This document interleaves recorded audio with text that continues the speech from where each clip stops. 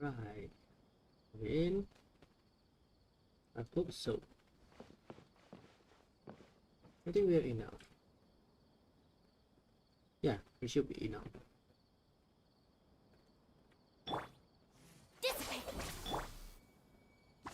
Okay, everything looks fine, blah blah blah. Let me just go. Yes.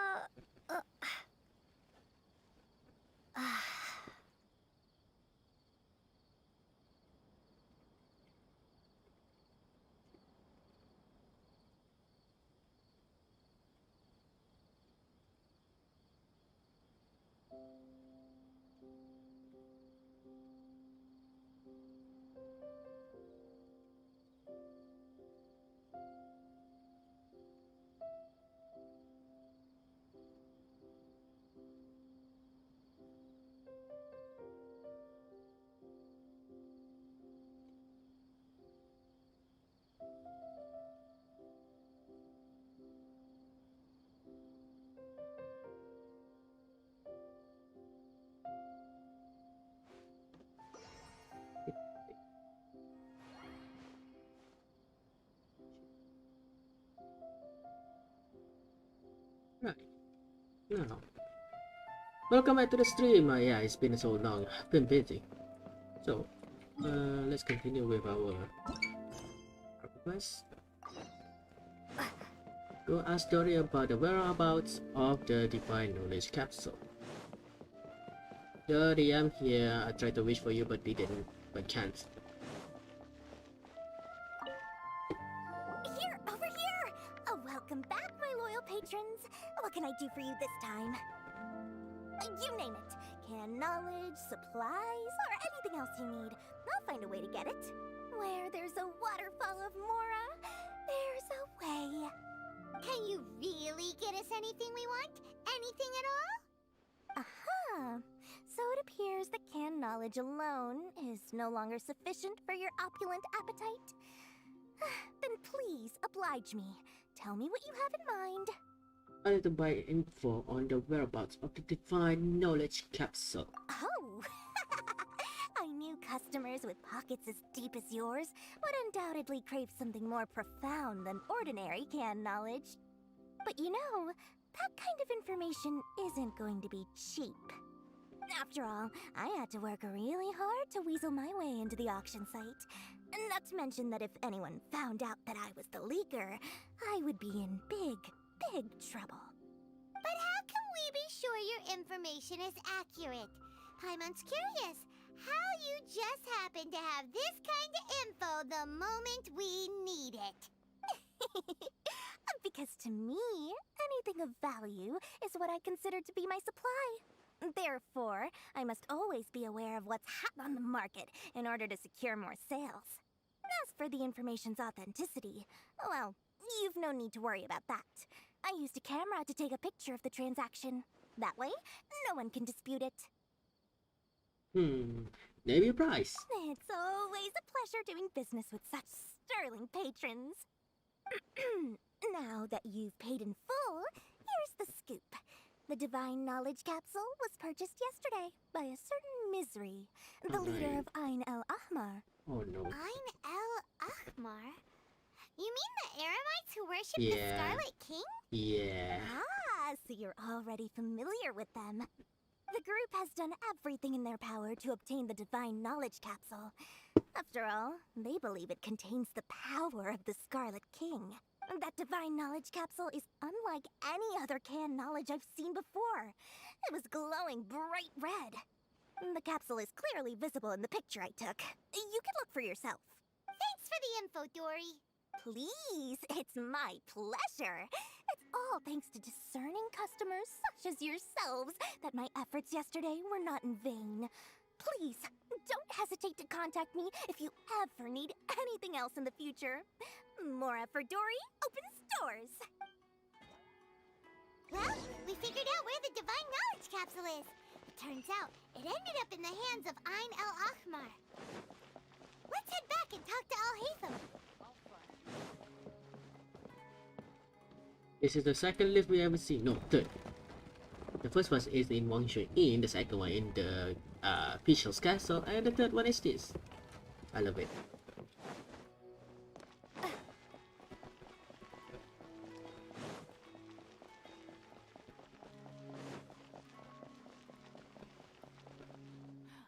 hey, Thumb! We got the info you wanted! Really? Alright. Let's hear it. It's in the hands of Ain al-Ahmar. Dory even gave us evidence to verify the intel. Have a look. Huh, look at that. Clear as day. It must have taken some guts just to infiltrate the scene of the Eremites transaction. But then to get close enough to take a picture like this. Bold move, Dory.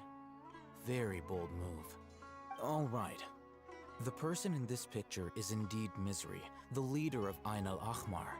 And the glowing red capsule he's holding appears to be the Divine Knowledge capsule. In which case, if we play our cards right, when we confront them next week, we should be able to force them to show their hand. At first, Paimon didn't get why you were provoking these Ain el-Ahmar guys. But now, it sort of makes sense. Everything's playing right into your hands. After we defeat them, we can finally have a serious talk with their boss and get them to lend us the Divine Knowledge capsule. Thank you for your time and efforts. Take a few days off while I make some preparations. Let's meet up again on the afternoon of the arranged date, 3 o'clock sharp. We'll be there. See you then.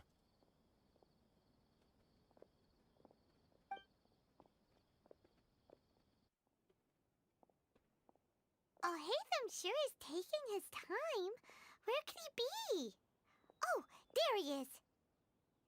Sorry to keep you waiting.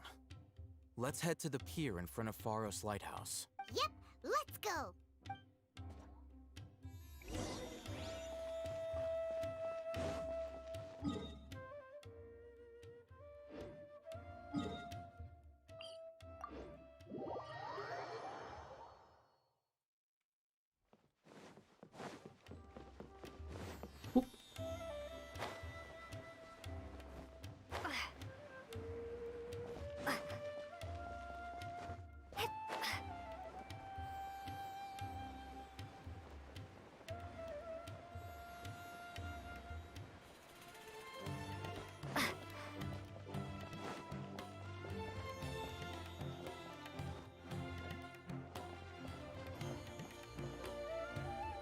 Oh, hey, Thumb.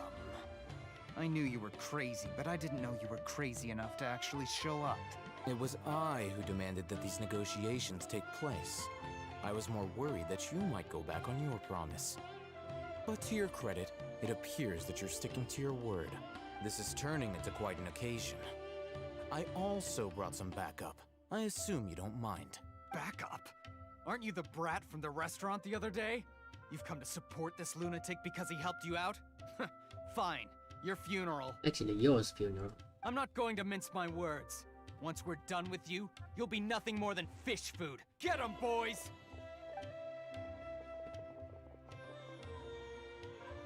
Uh-oh, here they come. Good luck, you two. Nathan will not fight as well. Interesting.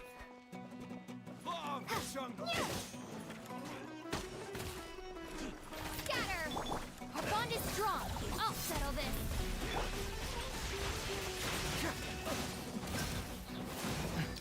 Truth hurts! Keep moving! Propagate!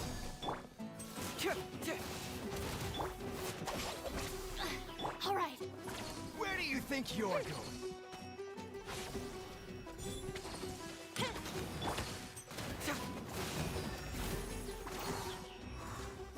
Oh, there's more, huh? Germinate! Stand with me. Fuse a split.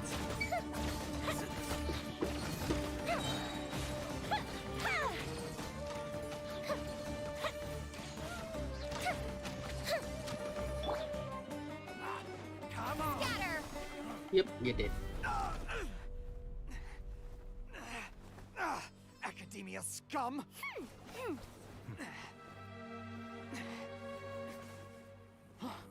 Boss! Finally! Did you use it? Great! Now we can... Huh? Something's not right here. Boss?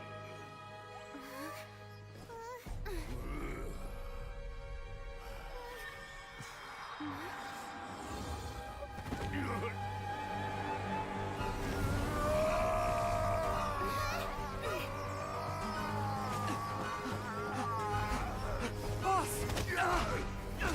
Boss! What's wrong? What happened to him? We have to cut his Akasha connection, now.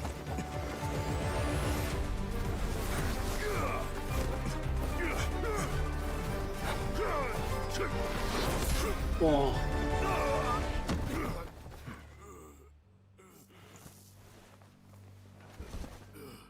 Target acquired. Arrest him.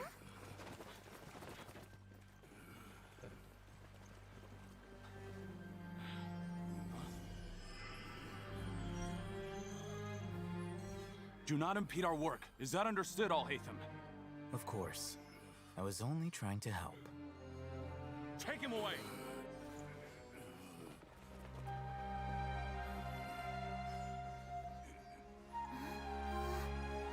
That's an impressive fight.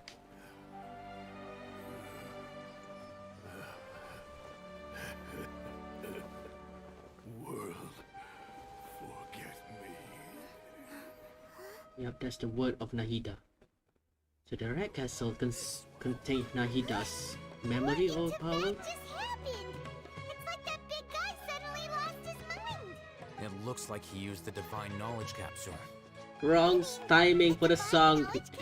For your wish. To him? Speaking of which, Hypatia did mention. Oh, yeah. You mean how some researchers go insane after getting knowledge from Irminsul? I've heard of numerous incidents of researchers in Satyavada life going insane. The state that man is now in suggests that this is a similar situation. This divine knowledge capsule does appear to be linked to the gods, but beyond that, it doesn't seem anything like the rumors suggest.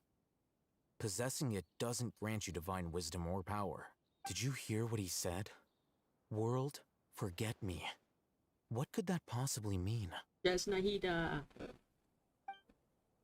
That's exactly what I heard before at Irminsul. If the mantra took him away, then that means the Academia got the divine knowledge capsule back too. What a shame. We were so close. Still, Paimon didn't expect the divine knowledge capsule would be so dangerous. Imagine if we tried to open it. Oh, who knows what would have happened to us? As things stand, there is no reason for me to remain in Port Ormos. I believe our collaboration has also reached its end. Oh, we were so busy trying to find the divine knowledge capsule that Paimon forgot to ask you something. Since you're a member of the Academia, do you have any idea how we can go about meeting Lesser Lord Kusanali? Truthfully, I don't. Lesser Lord Kusanali appears to exist outside of Sumeru's entire administration. Most of the time, you wouldn't know she exists at all. Moreover, since the Academia possesses the Akasha, a symbol of our deity's wisdom, scholars have no reason to desire to make contact with the deity herself anyway. Everything about Lesser Lord Kusanali is such a mystery. I'm heading back to the Academia. How about you two? It's almost the day of the Sub-Zero's festival. Maybe we should head back too. We've been rushed off our feet over the past few days, so maybe a little rest and relaxation will do us good. Let's return to Sumeru City. Then we'll part ways here, Al-Haytham, until we meet again.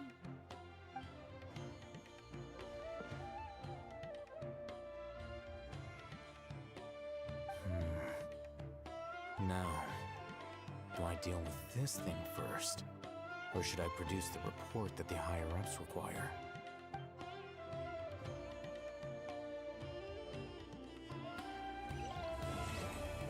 Chapter 3 Act 1 complete. And continue on. Yep. Sub-Zero Festival.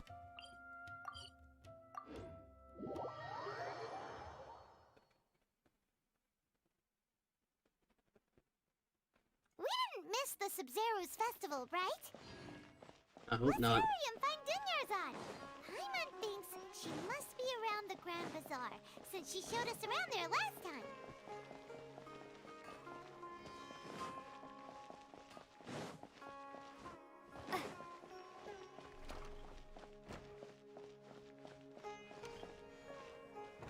Oh, there you are. There she is! Dunyarzad, we're back! Just as promised, Traveler and Paimon.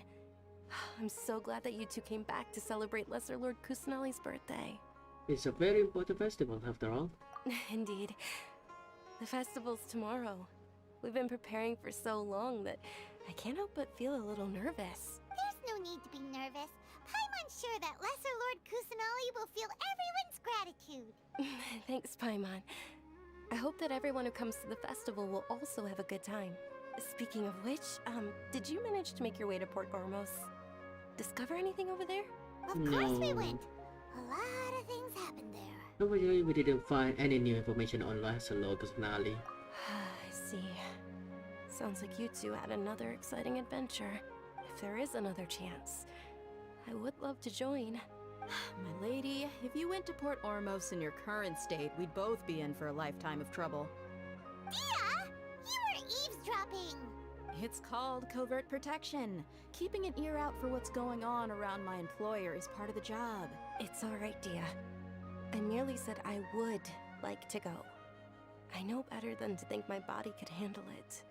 The festival's tomorrow. I've been doing nothing but causing trouble for you. So Dia, please take some time to relax. I'll be fine. Even when you put it that way, it still doesn't feel right.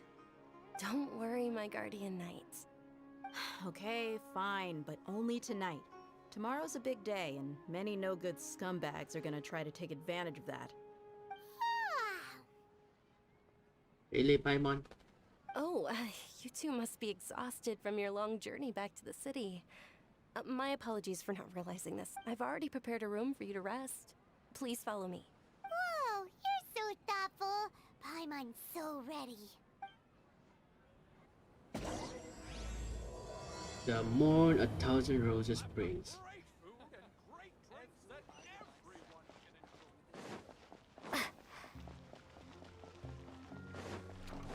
enjoy. Oh, the door opened on itself. I can never get used to that.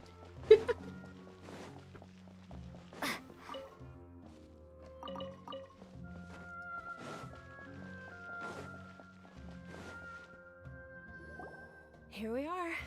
It's also fairly close to where I've been staying. It looks really nice. Sorry for the trouble, Dunyarzad. Not at all.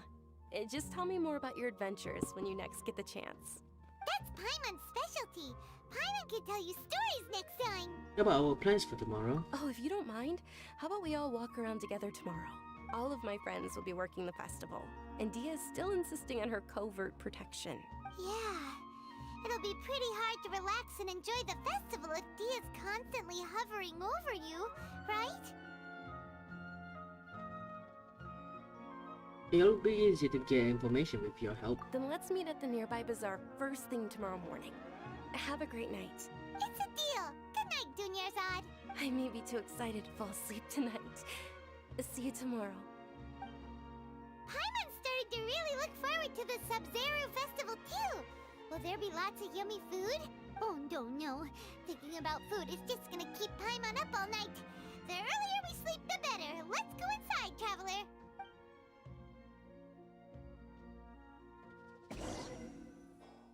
And tomorrow morning. Did we oversleep? We should go meet Dunyarzad right away.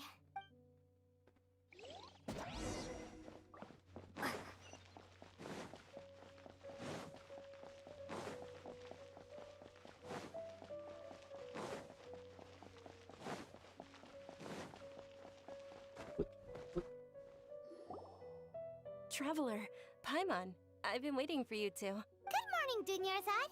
We must have overslept a little bit. Not at all. I arrived early. Today is finally here. I must cherish every moment as if it were gold. You've worked so hard for this day. You gotta enjoy it to the fullest. You know it. Oh, it's just that, as expected, I had some trouble falling asleep last night. I'm hoping my body won't be too much of an issue today. Well, shall we?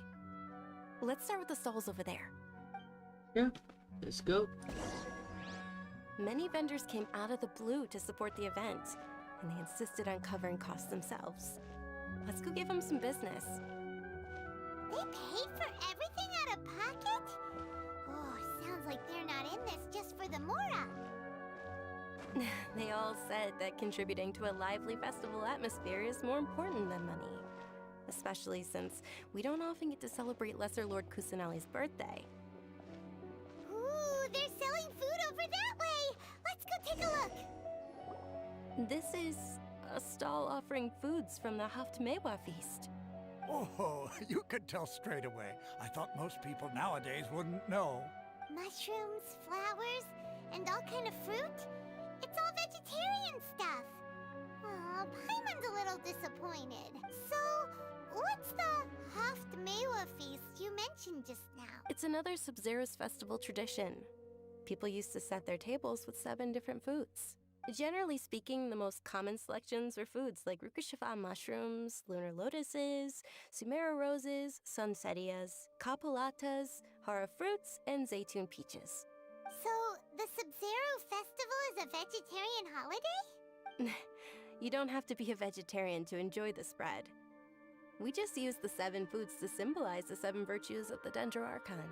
Wait, but if that's the case, if Sumeru uses vegetarian food to represent the Dendro Archon, then wouldn't the Pyro Archon's festival be full of food like roasted fowl, juicy meatballs, grilled steak?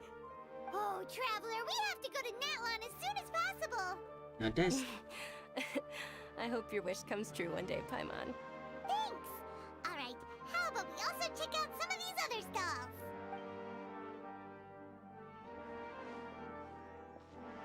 Dear customers, would you like to try your hand at alchemical divination? What's alchemical divination? Those two things sound like they'd be fun to try together. Right? I thought the same when I first heard about it. It is said to be a mysterious craft invented by none other than Lesser Lord Kusanali herself. How does it work? It's quite simple. After you give me any 2 alchemical reagents, I'll use them to perform a random transmutation. Sure sounds random. So random that it will probably fail. That is precisely what we need. After the transmutation fails, your one and only diviner here will interpret the remnants.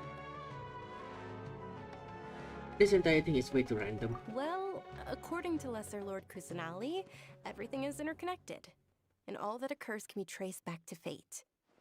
You could say this is a pearl of old wisdom. Why does everything sound so much more credible when Dunyarzad says it? Are you guys working together? So that's the true wisdom behind it. This young lady sure knows her stuff. So, how about it? Want to give it a try? Alright, I guess I can give it a go. Yeah, so what we're gonna choose? Let's go with my favorite flower, Nakuri. And my pain in the ass flower, Sakura Blue. All from an Azuma.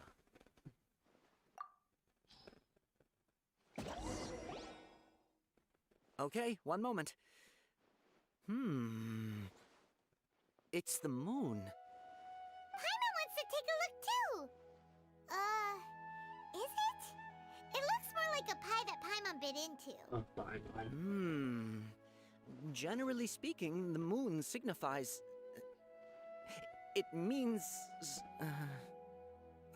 Wait a moment. Is he really looking it up in a book? Oh, I remember now.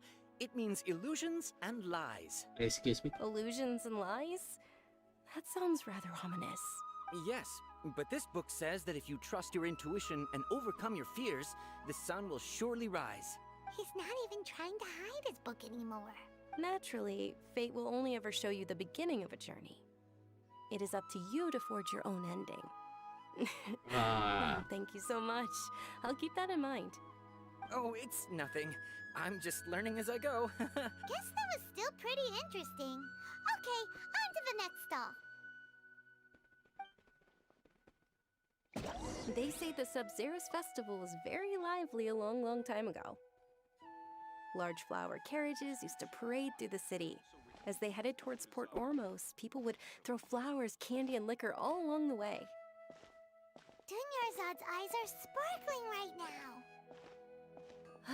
I wish I could have seen that spectacle. But if you ask me, I'm sure Nilu's Dance of Sub-Zerus would be just as impressive. Alright, let's get a quick touch here. So that's the few Netland, what is called Netland, I forgot what it's called. There's a first few Netlands about that we know of, that's mentioned in the game, and the way he said it, the moon, and then the way she said it, means like everyone starts the same in the game. It's like there's a hint in the dialogue.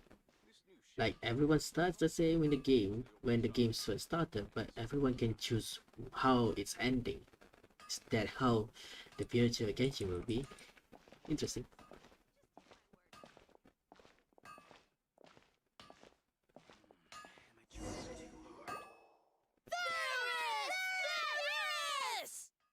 Attention! Soldiers, fall into formation if you want any Yalda candies. It's a weird guy with a weird hat. Hey, it's Dunyarzad! Wow! Miss Dunyarzad, the children love you even more than the Yalda candies. In the few short days it took to prepare for the Sub-Zerus festival, the children have all grown very fond of you. The Hallowed Knight of Flowers. It's an honor that you know my name. Attention! In the name of Ferris, the Knight of Flowers, I commend you on your contributions to the glorious Sub-Zerus festival. All right, little soldiers, take your Yalda candies and don't forget your loyalty to Lesser Lord Kusanali. Dismissed! Yes, Knight Ferris! Just what is going on here? Ferris, the Knight of Flowers, is another Sub-Zerus festival icon, and one immensely popular with children. In the past, the actor portraying Ferris would also sit on a flower carriage. It's all thanks to Miss Dunyarzad's sponsorship that the children can make such wonderful memories today. As are we to you, Vihar. Oh, not at all. Oh, speaking of tradition, do you want some Yalda candies? They're a festival staple, and I happen to have some boxes readied here. Take a look and pick whichever one you want. Whichever one? Don't these boxes all look the same? That is the fun part. Each box contains a random flavor. It's up to the luck of the draw. Flavors include lavender melon, hara fruit, sunsetia. Ooh, those all sound pretty good. And there's also lizard tail and oni kabuto. Huh? What's up with those two flavors? Oni Kabuto is a little spicier than Lizard Tail. Dunyarzad, you tried them before? Traveler, help Paimon pick one. Paimon wants the Sunsetia flavor. I doubt I'll be able to get the exact flavor you want. It's alright. Paimon believes in you. Alright then. I also believe in your intuition. Great! These boxes of candy are numbered 1 to 5 from left to right. Which one do you want? I want the green one, so it's either 3 or 4. Let's go 4. It's definitely number 4, isn't it? Excellent work! That is indeed Sunsetia. Paimon bet you survived so many epic battles because you had incredible luck, and Paimon was right. Attention! Here's your Sunsetia flavored candy. Thanks a lot, Knight of Candies. It's Knight of Flowers, not Knight of Candies. Paimon really wilted the carriageless Knight of Flowers. They all basically sound the same. We got our candy, so let's keep going. Oh, actually, I just remembered that I left something behind. Since you're here, can you come with me to get it? Yeah, not a problem at all. Dunyarzad, you probably forgot because you're so excited about the Sub-Zerus festival. How embarrassing. Where the fuck is it? Wait, did we go from that way? No, we were from here. So your house over there, while our house over here? Wait, no. We are in the same neighborhood. We're too late. Who knew the little lady was such an early riser? I know, right? Hey, wait a minute. Boss, isn't that her? Oh, that most certainly is. We're in luck. She's walking right into our clutches.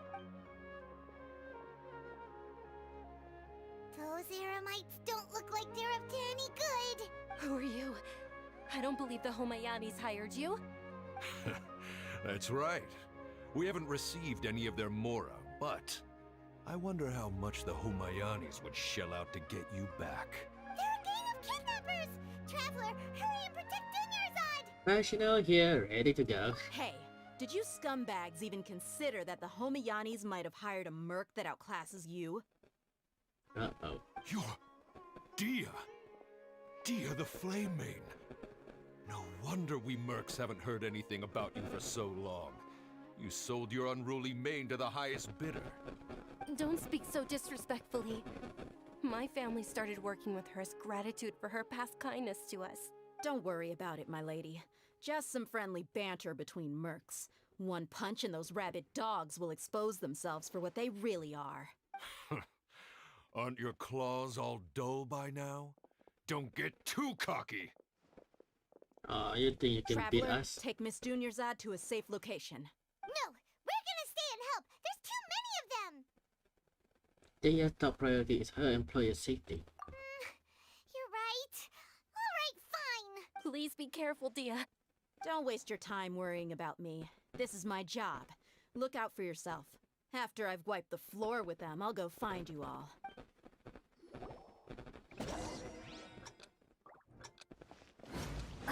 Bloody run!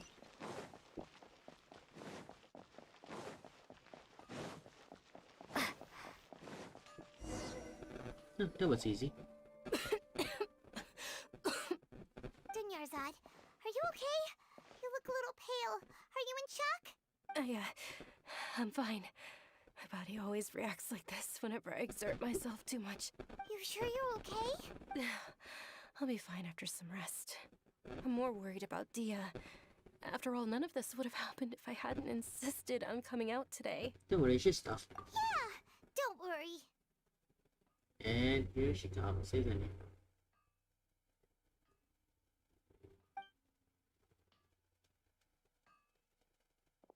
My lady, Traveler, found ya. Dia! You took care of them so fast! Any more of them? Or rather, did anyone follow you? No, I just checked. Dia, your arm. Oh, this? I'm fine. It's just a scratch. Normally, they wouldn't have been able to land a hit on me at all, but I'm still getting used to this new greatsword. Please, let me take a closer look. Come on, it's nothing. Us mercs aren't as fragile as you think. Hold on, you said something about a new greatsword. What happened to the one you were using before? About that. Well, I sold it, because I was low on mora. Stuff like this happens every now and then. It can't be. The anonymous donation that was used for the venue's final round of preparations?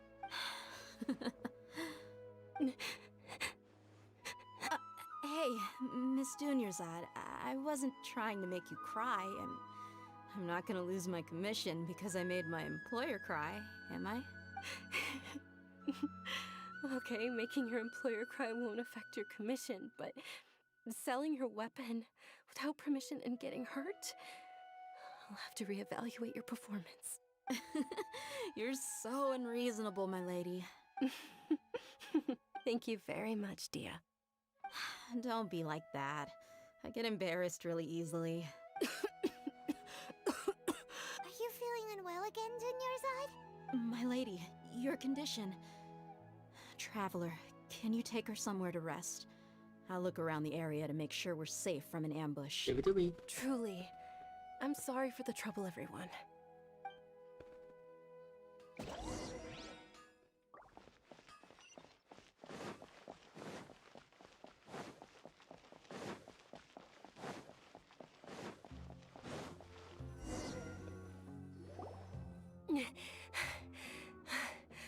feeling better, Dunyarzad?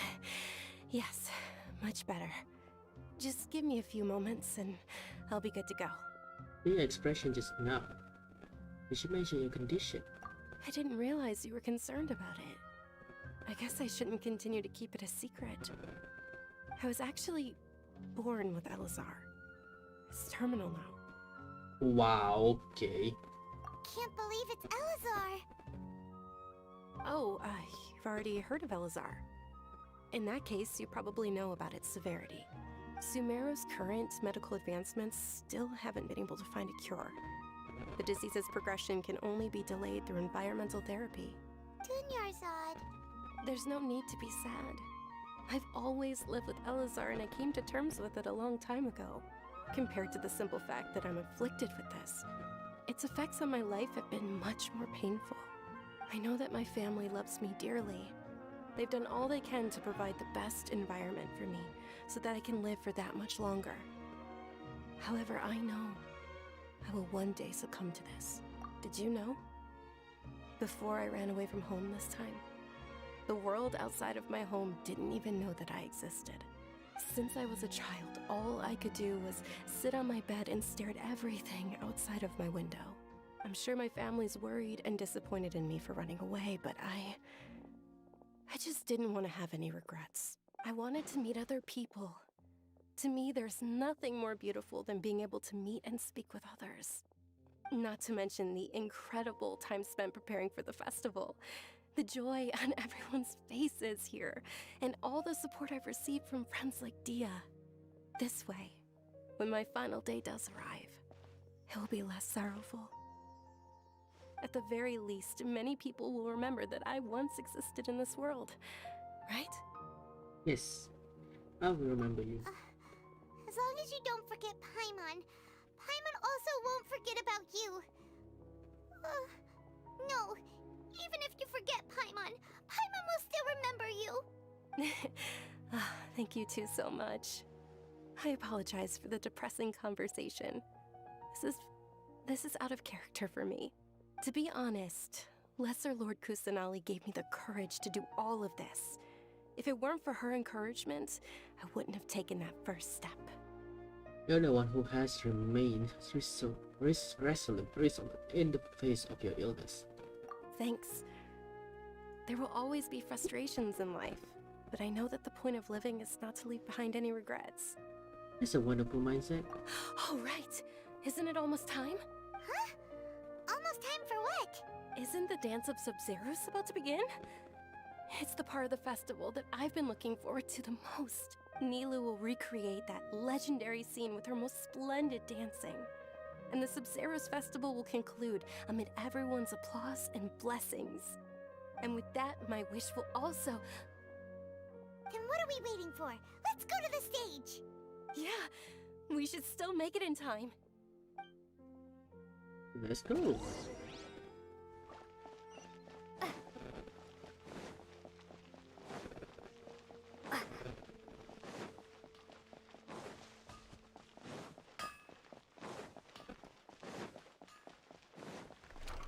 Oh, the door.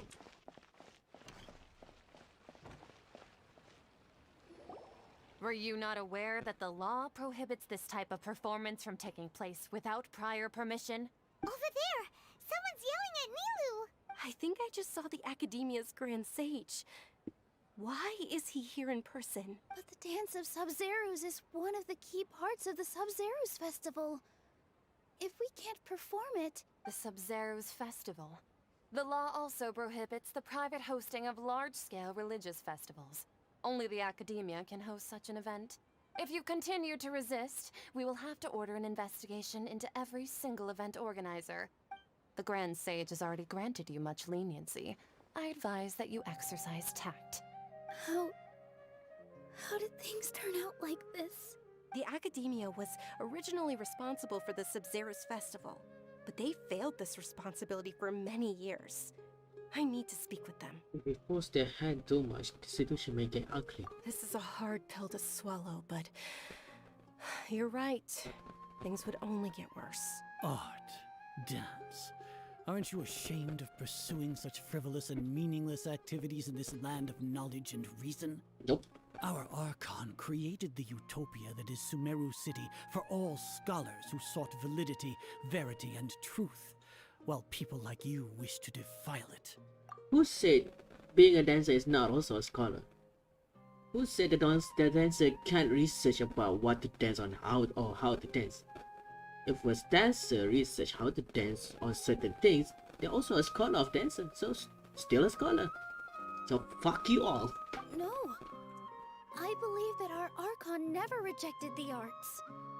Even the goddess of flowers dedicated a dance to her. With your lack of intellectual credentials, I do not believe you are qualified to debate with me. What you should be doing is finding workers to tear down this ridiculous eyesore. When we return, have the scribe draft an ordinance before the next Nyagarbha day that prohibits public art performances. We will announce it to the public later via the Akasha. Understood. I will inform him when I return. You did it. We use Akasha. The Sub-Zeru's festival. Go celebrate the birth of that god to your heart's content. Nilu, are you okay? Oh, Dunyarzad. You all saw that just now? The Grand Sage ordered us to stop the performance. Yeah. Let's go somewhere the Academia can't find us and perform there. But how do we let everyone know? And what about the atmosphere on the stage? Or we could get people to block them off so they can't interrupt the performance. No. They just threatened to investigate the organizers. If we were caught... Nilu, it's alright. Don't worry about it. But you've been looking forward to the Dance of Sub-Zero so much. And I know how important this festival is to you. I don't want you to have any regrets. It's okay. Seeing you care this much about my feelings is more than enough. It would be too risky to continue the Sub-Zero's festival at this point. I don't want to get everyone in trouble. If you say so. But you can sneak out for the next Sub-Zero's festival, right?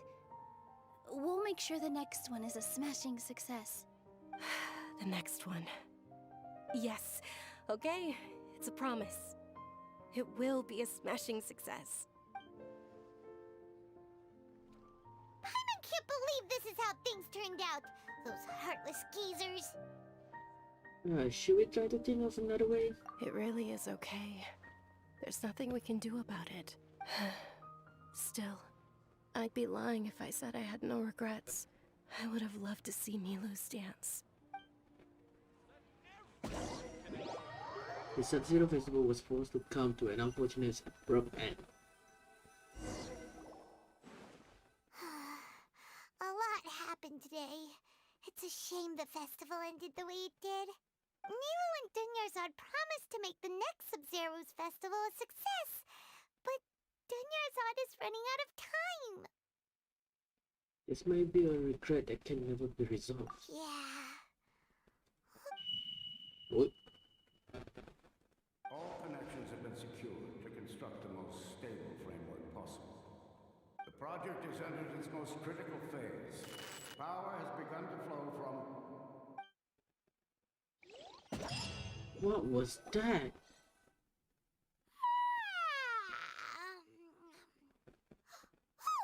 gonna be late! It's all because you wouldn't get out of bed! We should go meet Dunyarzad right away! Excuse me?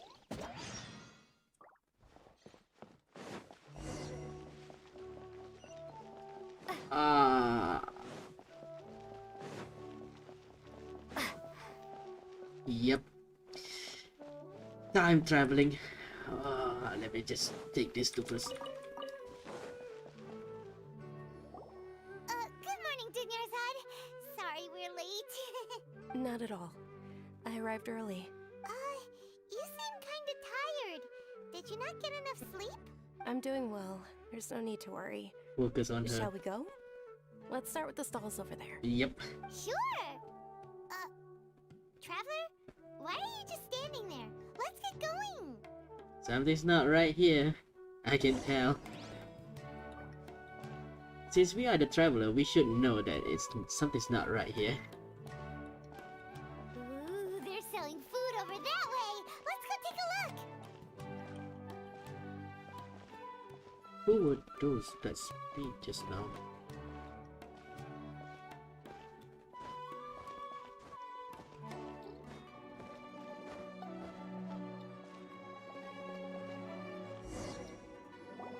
This is a stall offering foods from the Haftmewa feast. You are quite well informed, miss. I thought most people nowadays wouldn't know. They're all plants. Oh, Paimon's a little disappointed. Actually, what is the Haftmewa feast you mentioned just now? It's one of the Sabzerus festival's traditions. People used to set their tables with 7 different foods to symbolize the 7 virtues of the Dendro Archon. Wait, starting from just now. Appear to be in the form of the moon. Really? Paimon thought it looked like some kind of food. The moon signifies... It's escaping me for now. Wait a moment. Is he really looking it up in a book? Oh, right. It means illusions and lies.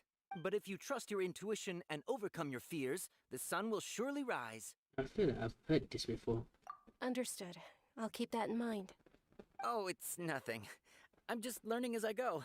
Guess that was still pretty interesting. Okay, on to the next stall. So, where to next?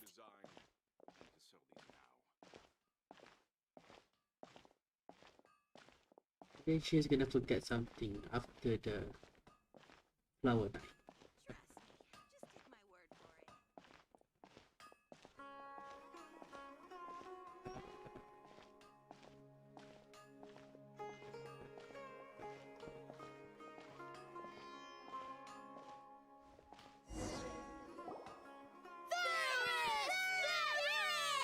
All right, soldiers. Now that you have your Yalda candies, don't forget your loyalty to Lesser Lord Kusanali. Dismissed! Yes, Knight Varus! What's going on? Is this a play? Ferris, the Knight of Flowers, is another Sabzerus festival icon and one immensely popular with children. It's all thanks to Miss Dunyarzad's sponsorship that the children can meet the Knight of Flowers. Oh, do you want some Yalda candies? I happen to have some boxes ready here. Take a look and pick whichever one you want. What's to pick? Don't these boxes all look the same? It's not that simple. Each box contains a random flavor. It's up to the luck of the draw. Flavors include lavender melon, hara fruit, sunsetia. Ooh, how interesting. Lizard tail and also Onikabuto. lizard tail and Onikabuto. Ugh, why do those flavors even exist? Traveler, help Paimon pick one. Paimon wants to eat the Sunsetia flavor. Great! These boxes of candy are numbered 1 to 5 from left to right. Which one do you want? Number 4. It's definitely number 4. Ah, excellently chosen. Number 4 is indeed Sunsetia. Paimon bet you had incredible luck, and Paimon was right! That just now. I don't think that was a luck.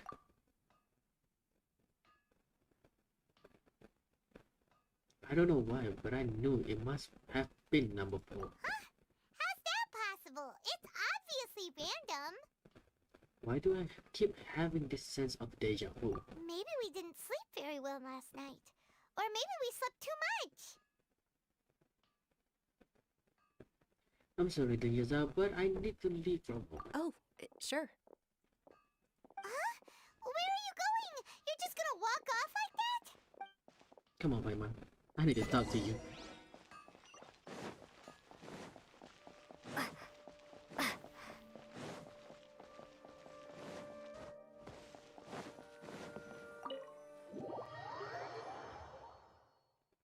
Hello, Chongyun.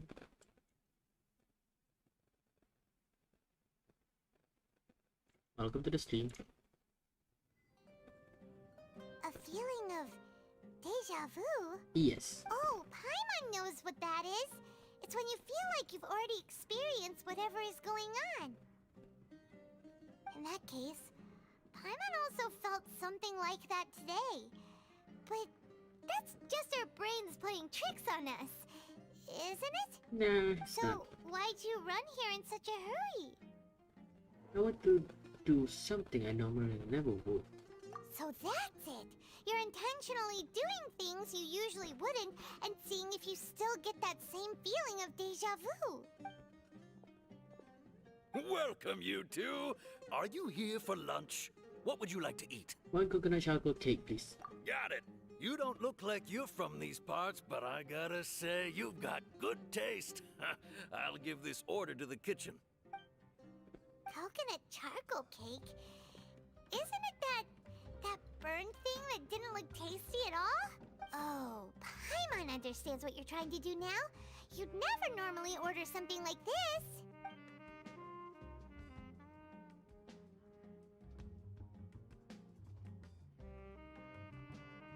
That thing? Are you really gonna eat it? Isn't this going a bit too far? There it goes. Yeah. How was it? The look on your face is telling Paimon that it tasted awful. No, it actually tastes good. Then, you mean... I've definitely eaten this before. That's impossible! We were just talking about how gross it looked! So, would this be a case of taste bud deja vu? I couldn't get rid of that at all. Paimon also gets the impression that we've been here many times, even though we aren't regulars. How about we go out again and try something else?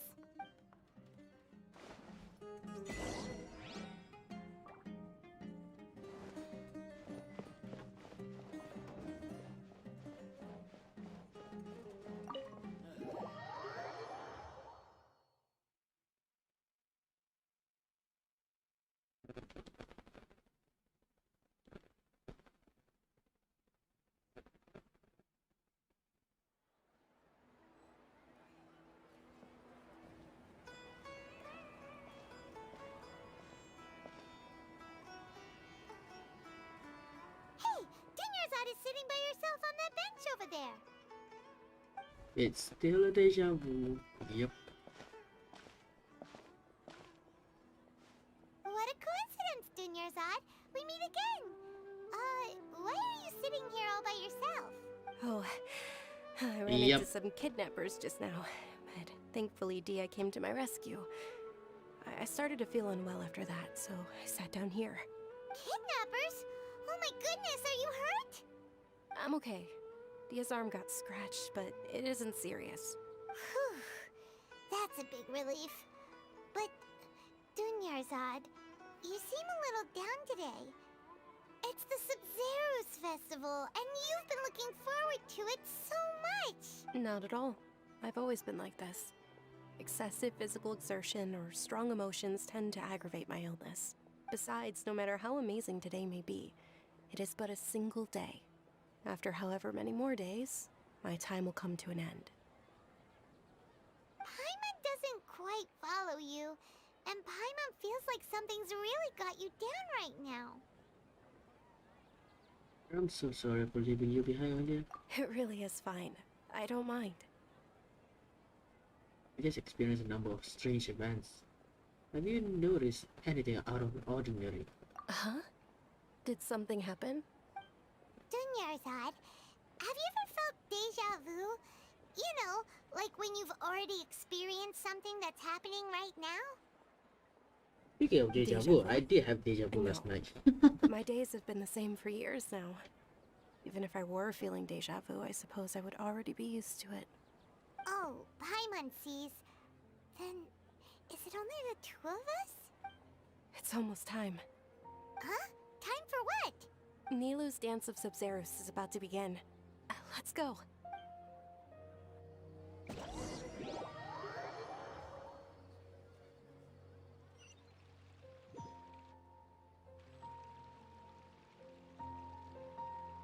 When we're here, seeing Nilou's arguing again.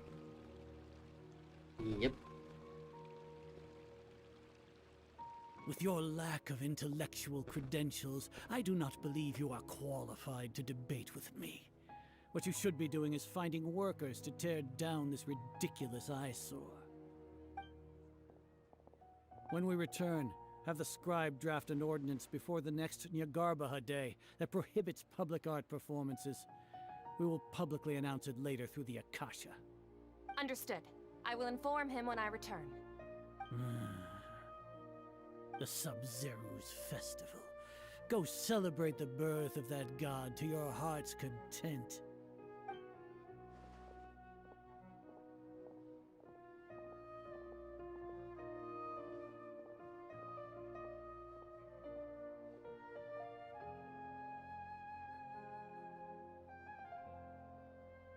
Milu, are you okay? Oh, Dunyarzad. The Grand Sage ordered us to stop the performance. It's okay. There's nothing we can do about it. But you've been really looking forward to this. I don't want you to have any regrets. It truly is unfortunate, but I don't want to cause trouble for anyone. Didn't the Grand Sage say that he might investigate the organizers? True, but... well, okay. I'll just have to try again next year. The next festival. I probably won't be around by then. Wait, what did you just say? No, nothing. I'll be heading back to rest. Thank you for your help, everyone. Paimon can't believe what those heartless geezers did! For some reason, I felt like this outcome was inevitable. Did Dunyarzad already go back? We should also return and get some sleep. The Sub-Zero Festival was supposed to come to an unfortunately absurd end, and then we heard the strange noise again. So, in the end, you still couldn't figure out what that deja vu feeling was all about? Maybe it really was because of exhaustion. I hadn't thought about it, but my head does feel very heavy. Same here. That's why Paimon stopped thinking about it halfway through the day. Then, how about we settle in and get a good night's sleep? Oh. For now, we can chalk things up to exhaustion. We can do more thinking tomorrow. Again. Observing a modest drop in the output of jnana energy, but values still remain within normal parameters. Continue to monitor for variances in the data and find the cause as soon as possible. Oh my days, really. Why does Paimon feel so tired after so much sleep? Anyway, we should go meet Dunyarzad right away. Again. Okay, something's wrong here. I want to find out why. Wait, talk to Paimon? No, okay, go to the appointed place and talk to Dunyarzad.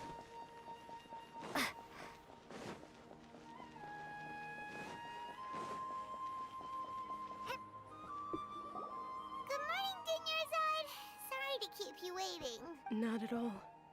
I arrived early. Huh? Paimon thinks you sound kinda tired. Did you not get enough sleep? I'm doing well. There's no need to worry. Shall we go? Let's start with the stalls over there. Great idea! Let's get going! Traveler?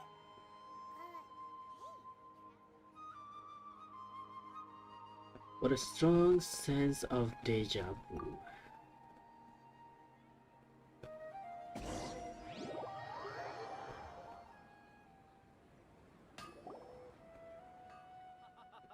It's all thanks to Miss Dunyarzad's sponsorship that the children can enjoy the Sub-Zero's festival. Oh, are you interested in Yalda candies? I have some boxes of candy here. Pick whichever one you want. Not much of a choice. All these boxes look the same. It's not that simple. Each box contains a random flavor. It's up to the luck of the draw. Flavors include lavender melon, hara fruit, sunsetia. They all sound pretty tasty. Okay, lizard tail and there's Oni also Kabuto. lizard tail and Oni Kabuto. Huh? What were those last two? She'll help me choose. Paimon wants to eat the Sunsettia flavor. No problem. These boxes of candy are numbered 1 to 5 from left to right. Which one do you want? Number 4, number 4, number 4, number 4, number 4, number 4, number 4. Oh, I like your confidence. No hesitation at all. Oh, congratulations! Number 4 is indeed Sunsettia.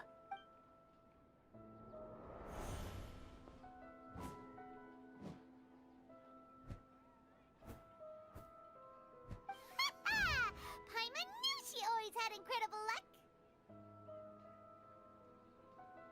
Number 1 is number 5 is Oni Kabuto. Paimon's not really interested in the other flavors.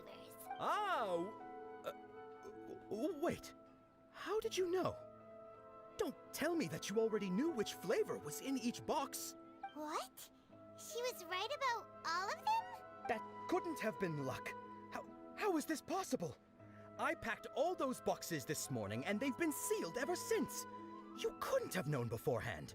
Mind reading? X-ray vision? Or some kind of magic trick? This is way too freaky. Tell us what's going on. Since when did you get superpowers? Traveler? Nahida! Kusanale! Just now, that was. Hey, where are you going? Chase after her! Where did she go? What's going on? Did you see something? Us leaving Dunyarzad without letting her know is kinda rude, you know. No! Don't you run! Kusanale, I need answer. I need to end this deja vu. Where'd she go?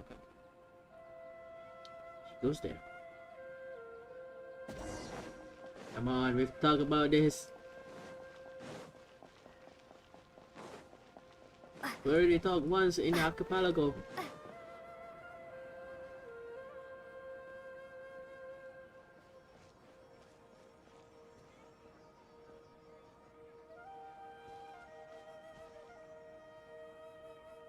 What are you looking for? Why did we come here?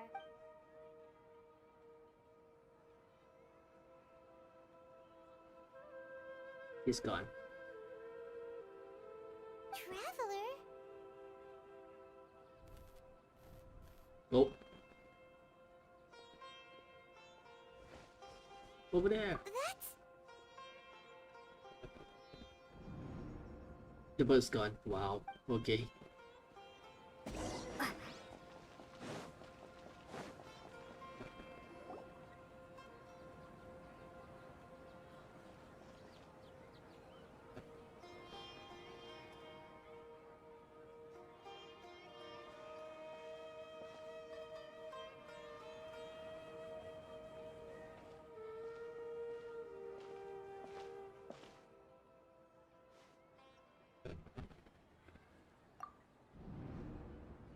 Dunyarzad. That's... Isn't that Dunyarzad? She was still with us just a moment ago. What's happening here? Why are there two Dunyarzads? You already know that this isn't your first Sub-Zero's festival, don't you? I'm sure you already know how to use this. A knowledge capsule? Where did you get it? What's inside? You should use it too, Paimon. You know Paimon? Let's use it together, Paimon. Well, this seems kinda sketchy, but Paimon feels like this is what we should do. Oh, whoa, whoa. What the? So many days worth of memories. This is our 20th time at the Sub-Zero's festival? Huh? No. The 30th?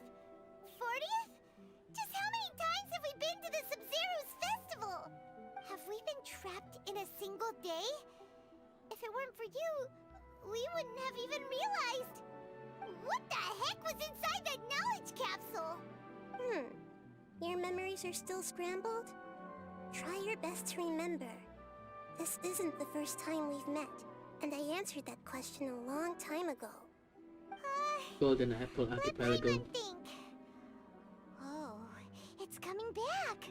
Meeting you was the real catalyst for restoring our memories, and the knowledge capsule was just your means of showing our minds the way. What about everyone else? Why are you only helping the two of us? Your sense of deja vu is stronger than everyone else's, yes?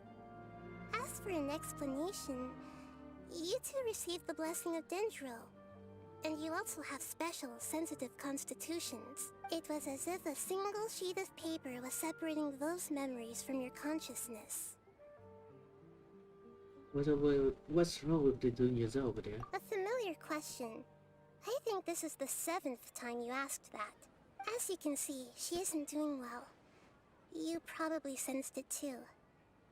The Dunyarzad you were just with is different from the first Dunyarzad you met. That first Dunyarzad is in front of you right now, and she doesn't have a lot of time left. What I need to do right now. Looks like you're almost done sorting out your brain. Oh yeah, I'm Nahida. Kusanali! I know. Introduce yourself before. Good. You passed the test. What's happening? You can awaken our memories, and you seem like you know what's going on. Oh, wait. Please don't tell Paimon even you don't know. Everything in this world runs in a loop. This cycle is called a samsara. You, me, and everyone else are all stuck inside a one-day samsara. As for the truth, that's on you to find out. If you were told the truth instead of discovering it yourselves, it would literally blow your minds. I don't know how you'd be after that. I can only give you surface-level help, like bits of information and subtle hints. For the rest of the time, I'll be doing all I can to slow down Dunyarzad's illness. She looks like she isn't doing well at all. Her illness gets worse after each Sub-Zero's festival. If we can break out of the samsara, I might be able to save her. But as things are right now, she's just a small bird in the sky that's about to lose its last feathers. All I can do is raise a gale to delay her fall. You sure love to use weird analogies. Analogies are wonderful tools. They let you use existing knowledge to understand unfamiliar things. Yes. Okay, so, with what you know so far, what do you think the truth is? Let me collect my thoughts. What was this? When you're in the state of contemplation, you can choose any text entry to interpret it. This interpretation process involves analysis of the text entry and may yield new entries. Once interpreted, you may submit the text as a conclusion. Some text entries can be associated with one another once interpreted. Okay. Select associate to choose the other text entry. Then select trigger association. You can gain new text entries by performing accurate association. If one of the text entries on this current page can be used as a conclusion, then select that entry before choosing submit conclusion. Let's see. Yes, this is the number 4 scene RRX queue. Okay, the entry.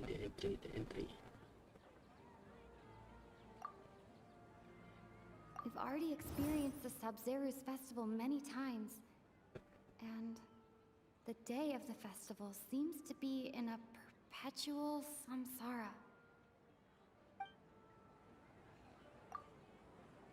Grand Sage said, go celebrate the birth of that god to your heart's content. Did he mean something more? I think so. The moon, illusions, and lies. Oh, What do that's they all what I mean mean? by everyone starts the same and end the different path. What's happening right now seems to have happened before. This feeling has been getting stronger and stronger. Deja vu is normal, don't worry. My mind feels exhausted, even though I haven't done too much thinking. What is going on?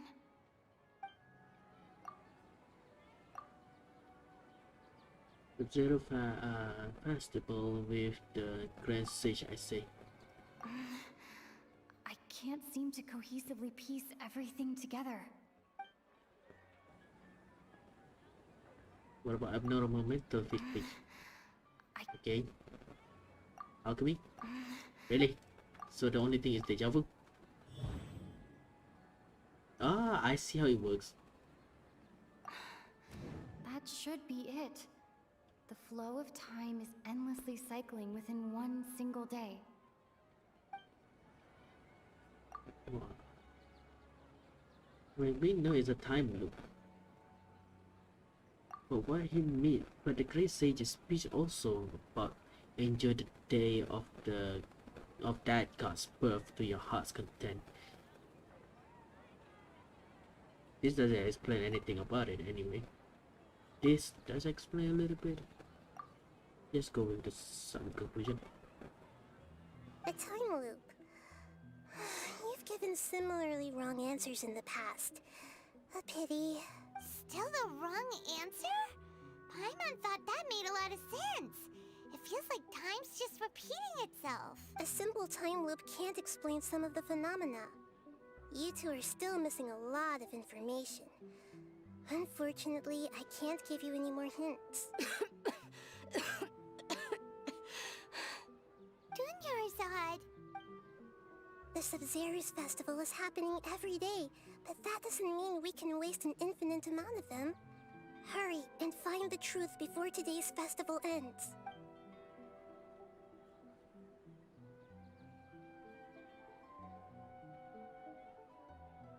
Let's think about our current situation. To save Dunyarzad, we have to escape the samsara of the Sub-Zero's festival. And to do that, we need to figure out what's happening. The truth. Nahida rejected the idea of a time loop, so we must have missed something. Rat Paimon's memories say that we've already done this many times, but let's go talk to people again. It's more productive than sitting here and scratching our heads.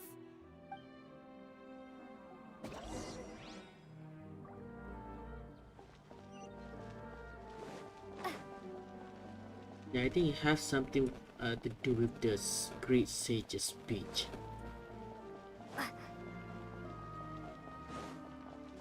Because a mere deja vu can answer it.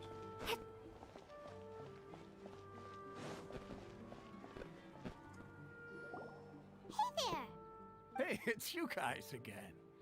Where's your cultured friend? She's feeling a little unwell. I see. Did you come back to buy something? I guarantee the freshness of my products. I harvested them from the forest just yesterday. Have you felt anything strange lately? Huh? What brought this about? I hurried back from the forest yesterday, and I'm selling produce here today. I haven't felt anything strange. To put it another way, if you really think about it, was yesterday truly yesterday?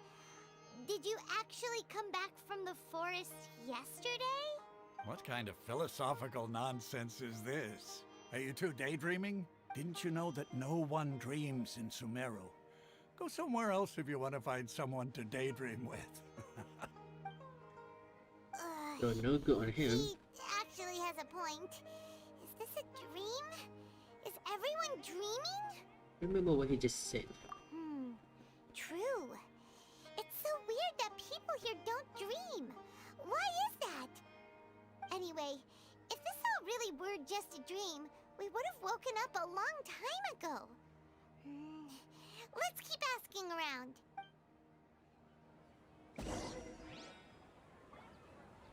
What about you? Oh, it's you two. Was my divination so accurate that you felt compelled to compliment me in person? We actually did run into a situation. Ooh, I knew it! I told you, the god's divination is highly accurate. You just hadn't fully understood its significance yet. You're really excited about this, huh? That's exactly why we came back. Help us better understand it. Help you better understand it? Well, that isn't exactly what I excel at. So, you're admitting that you don't have a clue? Anyway, what kind of situation did you get into? We're all trapped in the day of the Sub-Zero Festival. Huh? Hold on a second. I thought you guys just lost your wallet or fell for a scam. What you just said, are you serious? Does that kind of thing actually happen in real life? I knew you weren't going to believe it. Marvelous. Truly marvelous. I believe you. Recall the interpretation of your divination. The moon, illusions, and lies. It really felt like an omen. When you say it like that, the divination does sound like it's related to what's going on. Can you read any more into it? I believe that the Archon's revelations are never more than vague hints. Anything more specific is beyond the reach of mere mortals. The book only says, if you trust your instincts and overcome your fears, the sun will surely rise. So that's how it is. Looks like fortune-telling is just fortune-telling. It's no good for practical problems. We haven't made any progress. Who else can we talk to? Let's try talking to Dehya again. Paimon remembers that we tried talking to her a couple of times, but she always thinks we're playing pranks on her. You think she'll brush us off again? She cares a lot about Dunyaza. Yeah. If we tap into Dia's strong sense of responsibility as a mercenary, then she'll definitely take us seriously. At this time of day, Dia's probably just finished beating up those kidnappers. Let's go find her. Come on, she got a vision. She must have a strong sense of that, of deja vu. I'm fine, my lady. It's just a scratch. Perfect timing. Both of you are here. Paimon, traveler, you came at just the right time. Listen, there was a dangerous A gang of kidnappers had ambushed. It just ambushed you. Huh? You saw? Then why didn't you jump in earlier? If someone was protecting Miss Dunyarzad, I could have went all out. Anyway, can you do something for me? You want the traveler to take Dunyarzad somewhere to rest up while you check to see if there's still any kidnappers around. Did Paimon get that right? How did you know what I was going to say? We need to say something convincing. Okay, what? Okay, it's this again. Okay. People from Sumeru do not dream. Okay. People in Sumeru don't dream. What a strange phenomenon. Strange because of the greater lord. I forgot her name. Because only lesser lord personality dream. They ask Claymore. Dia sold her greatsword to raise additional funds. And then she was injured because she wasn't used to her new weapon. Alchemical divination results. The moon, illusions, and lies. What do they all mean? I have no momentum. My mind feels exhausted, even... Okay, that's just a big conclusion. Yes, Claymore. Tell her, traveler! You got injured because you aren't used to your current greatsword. You sold your greatsword to support the festival. I didn't tell anyone about that. Including Miss Dunyarzad. You couldn't have known. And just now, you literally took the words right out of my mouth. What's going on? Alright, so this is the situation. And we explain everything to Dehya. It's kinda hard to believe what you just told me. First, let me make something clear. Most of us desert dwellers might not be the scholarly type, but we do have basic common sense. Haven't you noticed something off about Dunyarzad? She's quieter than usual. Uninterested in anything and really gloomy. Yeah, she isn't the same as before, but her parents said that this is how she was like at first. Huh? At first? I don't quite understand what you're all talking about. I'll go rest on the bench over there. Okay. My lady, are you angry? Come with me. I'll show you some evidence. All right, I'll give you the benefit of the doubt since you knew about my greatsword. Let's make this a quick trip. Miss Dunyarzad isn't completely safe here. Now we go back to Nahida, isn't it?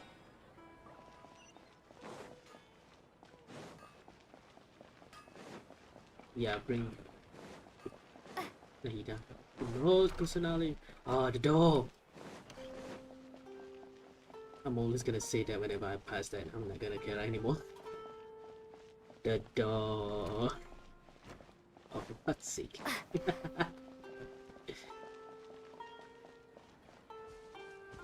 Personally, we're here.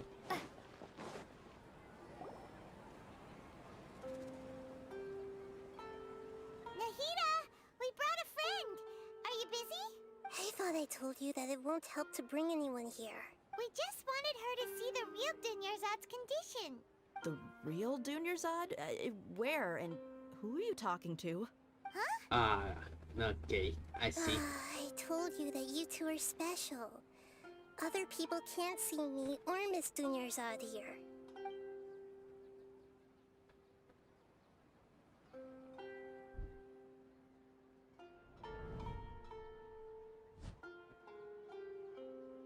She felt something. Hold on. Over there. Is that? You can see her? Wow, how perceptive. Does she have invisible antennae? Miss Dunyarzad, she's lying down here, isn't she? How's she doing? Her condition's really bad, and she's basically in a coma. How did you know she was here? I can sense her aura. There are also lingering feelings of something like regret or disappointment. What happened? Do you believe us now? The Sub-Zero's festival has been repeating itself. We begin discussing the issue with them, yeah? I can understand the situation. You think the sages are behind this? Yeah, they've always been against us. Wouldn't surprise me if they're using the Akasha to intentionally repeat the Sub-Zero's festival as a sick joke. You have a point.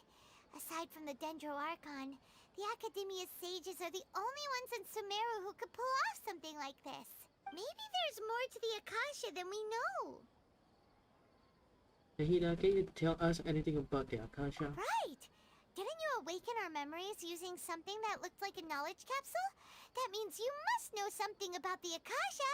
The Akasha relies on the power of a gnosis to operate, as it is the manifestation of the God of Wisdom's power. It compiles the wisdom of the entire populace, and it grants knowledge to the people. A gnosis could do that? No wonder the Akasha is so magical. It's being powered by the gnosis of Sumeru's Archon. So, this Nahida you mentioned, what did she say? She said, and Paimon quotes, "The Akasha relies on the power of a gnosis to operate, as it is the manifestation of the God of Wisdom's power. It compiles the wisdom of the entire populace, and it grants knowledge to the people." Compiles the wisdom of the entire populace and grants knowledge to the people. Wait. What's up? I get the grants knowledge part. That's what people have always used the Akasha for. But compiling the entire populace's wisdom? How does that work? Did she mean that the sages enter new knowledge into the Akasha? Most information in the Akasha comes from Emerald Oh Soul. yeah, that sounds about right. What do you think? Oh, we're going in again. People don't dream. People in Sumeru don't... Information on Okay. Akasha. Nahida said, the Akasha relies on Okay, the it's power just the of same a- thing. Abnormal mental fatigue and deja vu. What's happening? So let's say people don't dream. Nope. That doesn't sound right. I need to carefully think things through. Okay, deja vu? Nope. Okay, so the Akasha. Okay, it's abnormal mental fatigue actually. Interesting. You mean the Akasha is causing our mental fatigue? Huh. now that I think about it, my head's been feeling unusually heavy. When the desert dwellers set off on their quest for knowledge, a sage once said, knowledge always comes at a price. Compiling the entire country's knowledge. You think the Akasha pulled a 180 and is extracting information from us? How would you do what? How do it? But how would it do that? Who knows? The Akasha can put knowledge into our heads, so who's to say that it can't also poke around in there? We don't know any specifics. What's the point of doing something like that? Just think about it. If you could combine the knowledge of every single person in Sumeru, then you can basically turn Sumeru City into a single massive brain. Yes. This hive mind could make breakthroughs in problems that even the smartest geniuses can't crack. An excellent deduction. And the analogy comparing Sumeru City to a massive brain? I love it. Okay, that's one thing we know about Naida. Oh, We should take personality. off our Akasha terminals right away. Maybe that'll solve this problem. The word was shot. Yeah, I was only wearing this for show in the first place. Didn't expect the sages to cook up such a conspiracy. Mark my words, when this is over, I'm getting evidence and exposing this whole thing to the public. Sure, I'm with you. Everyone remove their Akasha terminals. How does everyone feel? Actually, I also noticed something else. Huh? What is it? Feel like at the end of every day, there is always the sound of a beep. Yes. Oh, that! Paimon knows what you're talking about. It's a single soft beep that sounds like it's coming from the Akasha terminal. I don't wonder we can hear it. Sound of a beep. Could it be a prompt tone for when the Akasha is operating? I heard the same sound in Port almost. Probably an important clue. We weren't using our terminals, but we heard a beep anyway. Oh, there it is. Traveler, did you hear that? I heard it too. Our ears aren't messing with us. There was definitely a beep, but it sounded like it was coming from inside my head. We took off our Akasha terminals. Oh. We're restarting the time. Phase runtime has exceeded its expected length. At this rate, there may be casualties. But we cannot lose all of our progress. And we're starting again. God damn it.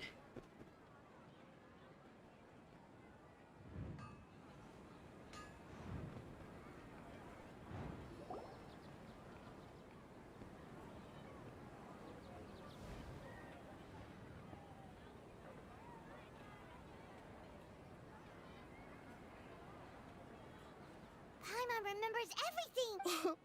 Good. You adapted quickly this time. At the end of last night. Definitely took off our Akasha terminals last night, but we still heard that beep. Why is that? We felt like severing our connections with them. But now we can at least confirm one thing. The Akasha definitely has something to do with whatever's trapping us in this cycle. Oh, Paimon doesn't get it. Why would the Akasha go this far if all it wants is everybody's wisdom? It's extremely difficult for lab rats in an experiment to understand why they're being treated the way they are. If we're lab rats, then what are you? Nahida, you've never told us anything about yourself. Here's the Lord personality. I guess I'm the moon. Ah, no, that word. The moon? Wasn't that the result of our divination? Just like the one in the video that Hoyo was released.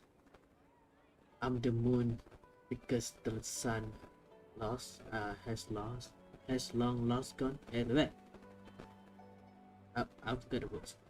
Anyway, knowing who I am won't help you get closer to the truth, so you should focus on other things. Don't get distracted and miss any clues. Okay then. Dia helped us a lot yesterday, so let's go find her. If Paimon's reading the time correctly, those kidnappers should be showing up soon. And we should be fighting.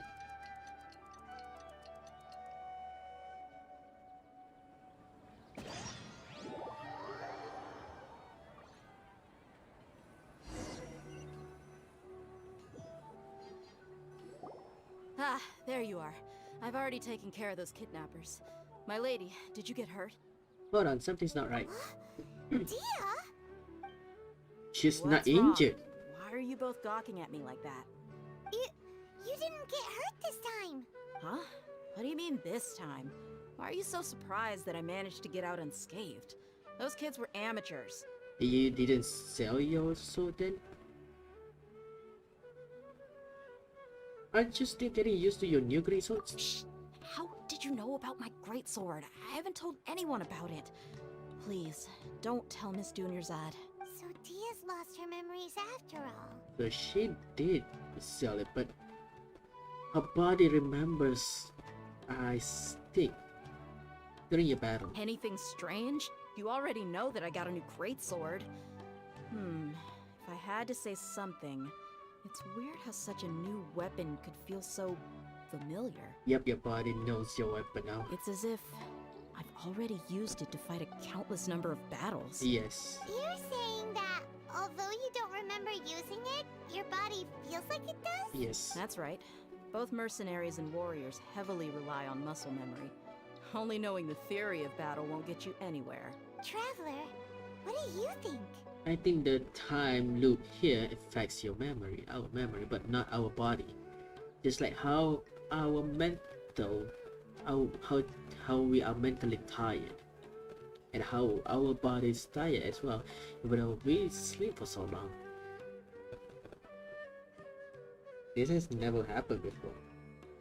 No, it's not because we removed the terminal before. No, it's because, like she said, she's used to the great sword, so this has never happened before. Yeah, Paimon's feeling really hopeful. It is possible that we have already broken free. Oh, you're right. Earlier in the Samsara, something like this would have never happened.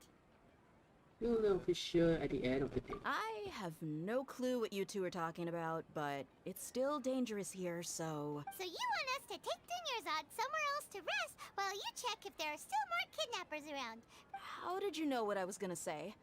Can you read minds? Forget it. Go and do your thing.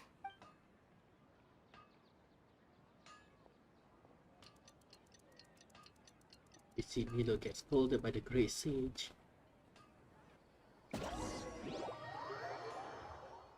then we return to Nahida. Whew. It's finally nighttime. Aside from Dia not getting injured, everything seems to have stayed the same. Listen, Nahida, we found out that Dia got out just fine today, even though she got injured every other time she fought the kidnappers.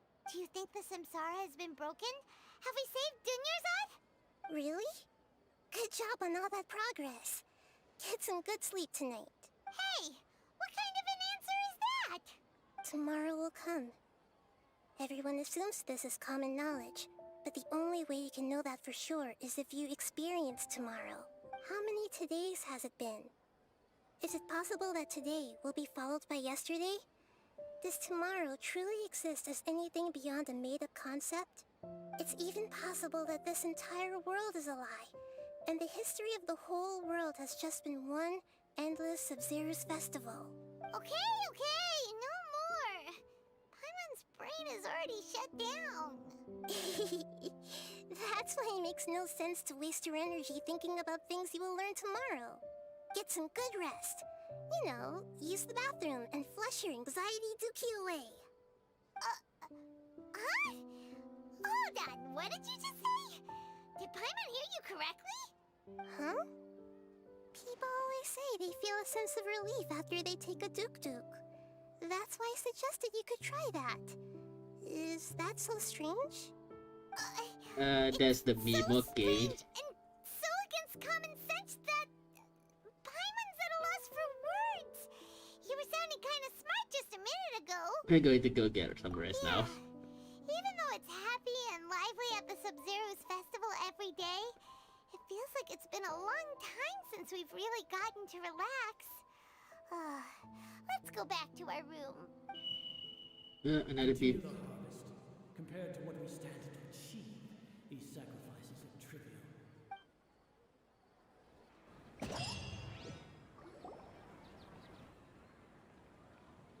We're still in the same day.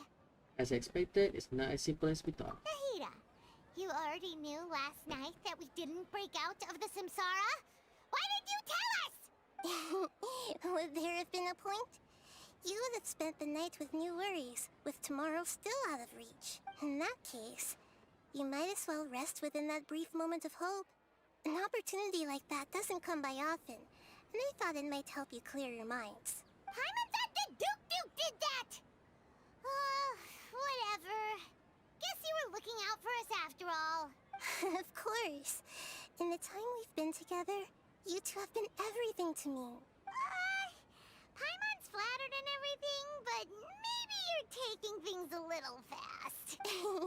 What I mean is, even though I had asked you to solve this puzzle, you two are still the only ones who can see me and sense my presence. In other words, if you weren't here, I may as well not exist. That's why you two have been everything to me. Get it? Nahida's talking about confusing stuff again. Anyway, that's enough chit-chat. So, Traveler, did the new clues yesterday help you gain a new understanding of the situation? The time loop theory is indeed incorrect. Huh? Why are you scrapping your previous theory? Their fighting skills have been improving. Oh yeah, you're right! Gosh, how did we not notice that? In a simple time loop, people's physical conditions Yes, should that's what I also said. reset. The bodies remember. What's your new hypothesis? Okay, something's going on with the Akasha sound. The beep is a prompt tone for Akasha operations. We still hear it every night, even though we removed our Akasha terminals. Bodily memories? Mercenaries rely heavily on muscle memory. And Dia was able to use her experiences to avoid injury in later samsara cycles. Information on the Akasha. Okay. Nahida said, the Akasha relies Okay, on the that's power the same. of an... That's the same thing. We've already Samsara experienced the Sub-Zero's festival, and alchemy. the moon, illusions, and lies. Okay, so we associate with... I don't know what we associate with. I don't think it's down alchemy and divination. Nope. Akasha sound? Oh.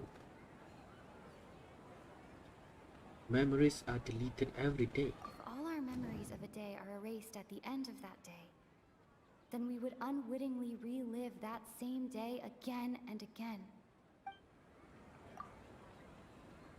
In conclusion, we are in a time loop. Oh, then the beep we hear every night could just be indicating the deletion of our memories. That's why when we wake up, everyone thinks the Sub-Zero's festival hasn't happened yet. It's already the next day, but everyone still thinks it's the day before. Yes. But muscle memory can't be erased. That's why Dia has been getting better at using her greatsword. Now everything makes sense. A brilliant deduction. Nahida, tell us if we're right or wrong. To put it simply, it's as if you've mistaken a pyro crystal fly for a firefly in the night. You lost sight of its true nature because you focused too much on your perception that it glows. That isn't simple at all. That's the wrong conclusion, huh? Why don't you go talk to Miss Dia again? You might learn something new. Right. She did help us find our latest clue after all. Let's go. What the fuck? What the fuck? What the fuck just happened?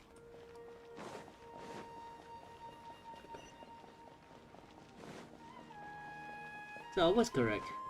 It's not a time loop, and it's the door. It's the...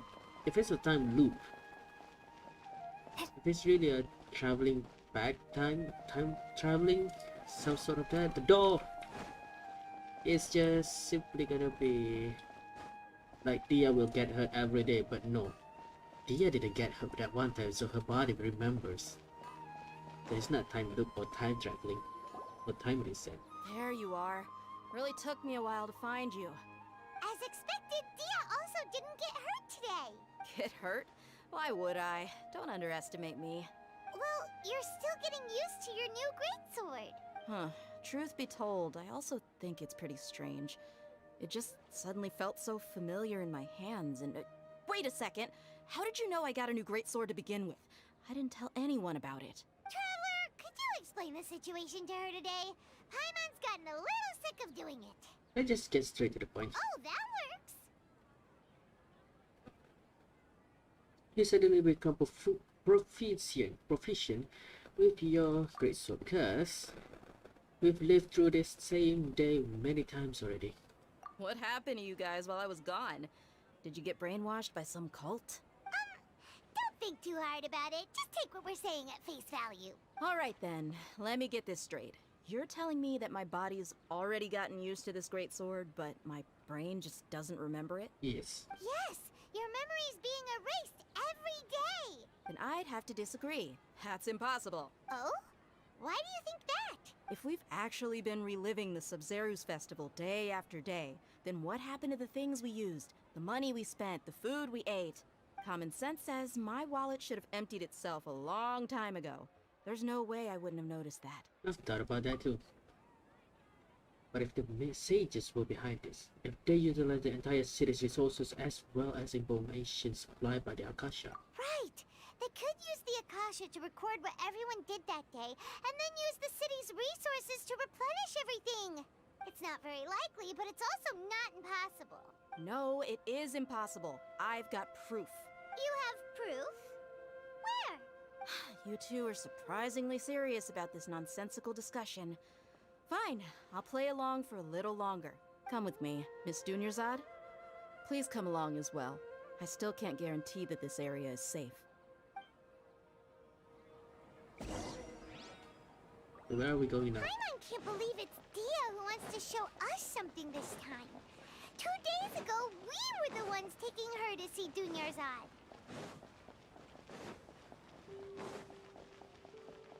Oh, so we're going back here. So what's your proof?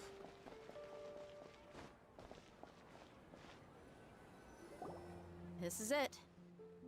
Which is? Huh? This is a wooden training dummy. What about it? See those marks on the dummy? Those are the result of several days' worth of practice. Let's say the sages didn't replace it every day. Shouldn't it be hacked to pieces by now? That's true, but what if they did? Then the sages would have had to reproduce every mark I left during previous training sessions. I'm a professional fighter. My martial school has always emphasized the importance of refined control. The force, angle, and entry point of each strike is calculated and deliberate. That's why I remember every mark on the dummy, as well as my state of mind as I made each strike. Okay, there's one thing. This is the academia we talk about. It's something that, like, if the theory was correct, that they pull out the memories from others to learn from others, from the one who used the Akasha, they can recreate it. They are more genius than the genius itself with that. So they can just recreate it and just like put out the marks as deep as it need to be. This is the academy, for God's sake. It's just as they say. Each swordsman has their own unique style, and even the same swordsman can't make the same cut twice. It would be impossible to copy these marks. Is it really impossible? What if they use some fancy machine to carve every single mark? Agree. People often say that a camera's photo can never replace an artist's painting because the former has no spirit to it. The same thing applies here. At a mere glance, I can differentiate carved marks from the results of combat training. It seems we'll have to abandon this theory. Whew. Hope that cleared things up for you. Hey, is this that new brain-exercise game that's been super popular with the scholars lately? It's surprisingly fun. Anyway, it's getting late. I should escort Miss Dunyarzad to Nilu's stage. See you later. Well, back to square one. Is our memory deletion theory also wrong? Yeah. But at least we've reached some other conclusions in the meantime. We're not in a time loop. Yep, that's true. So, can we think of any new ideas right now? I suddenly realized that something is strange. Strange? Paimon feels like everything's been strange lately. How come we've never thought about leaving the city? Huh? Leaving the city? You're right! It's really strange how we never thought of such a simple solution! Many things should become clear if we can confirm the flow of time outside of the city. Paimon can't believe it! Did we miss this because we're tunnel visioning too hard on our other theories? Or because we're just too tired? We should have thought about of this a long time ago. How about we go back and ask Nahida? Maybe we've forgotten something about leaving the city. Yeah, because we are literally on top, no, at the bottom of the academia building, so where they could do the research plus experimentation. So what if we leave the city? They can't have that big a wide, that wider range to cover every single thing over here. Not even touch the leeway to speak of. So who knows? Nahida, we're back! You're back early today. Did you find something new? Sort of. We're mostly sure now that we're not in a time loop. And we also aren't in the real world. But at the same time, we have a new question. What will happen if we try to leave the city? Leaving the city. As far as I remember, you've mentioned your plans to do that twice before. Really? We did? But we don't remember anything. What happened after we talked about those plans? What did we say when we got back? Let me think. I don't think you ever actually told me what the outcome was. Oh, it's probably more accurate to say that both times you never came back the whole night. But you two sometimes stay out the entire night anyway, so at the time, I didn't think too much about it. It is true that sometimes we lose track of time during our investigations. Before we know it, it'll already be the next day. But still, neither of us remember anything about leaving town. Really? That's kinda strange. In theory, I should have already awakened all your memories. Let's try again tomorrow. Yep. Something here's definitely fishy. Let's get to the bottom of this tomorrow.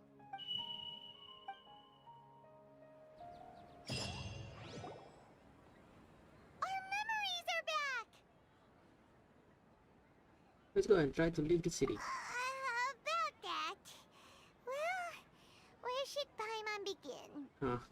Paimon, what do you mean? Traveler, aside from your memories that were just restored, I have another message for you. Another message? From who?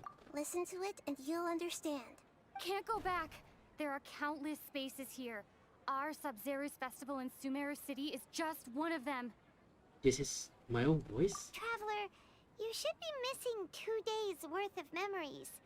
Paimon will fill you in. 2 days ago. It's time to carry out our plan from yesterday. Let's go and try to leave the city again today. Let's go!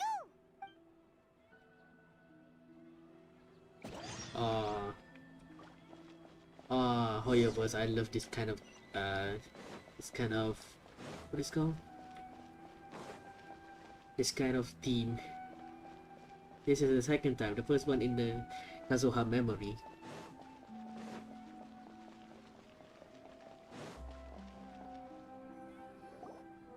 Why can't we leave the city? What is the academia up to now? Don't ask me. It's not like I can tell you anything. This is a direct order from the Grand Sage. Just wait until tomorrow. I have a real emergency. My goods have already arrived at Port Ormos. If I don't hurry, they'll be stolen. That's your problem. Make sure you make a request in advance next time. But it's not like you can just predict business matters in advance. I would just fight him and leave the city.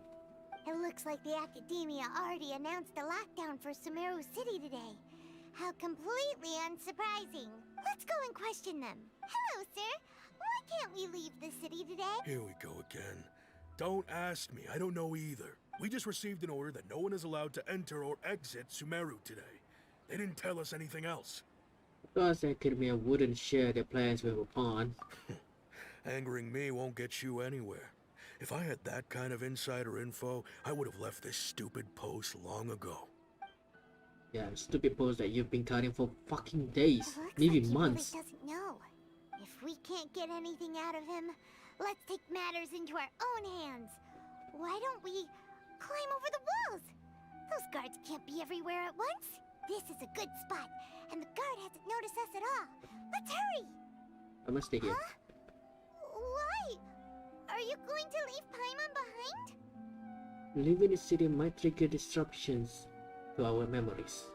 But what if things get really weird out there and you get into some trouble? Then Paimon won't be able to help you. Oh, Paimon knows that Paimon can't do much, but we've always been together, haven't we? If we live together, it'll just be the same as before. Okay. Paimon will wait for you. Promise Paimon that you'll come back as soon as possible. Just a quick look. Okay. And please, be careful.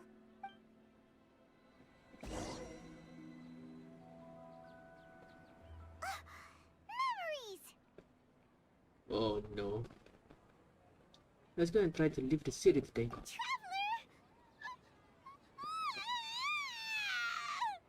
Aww.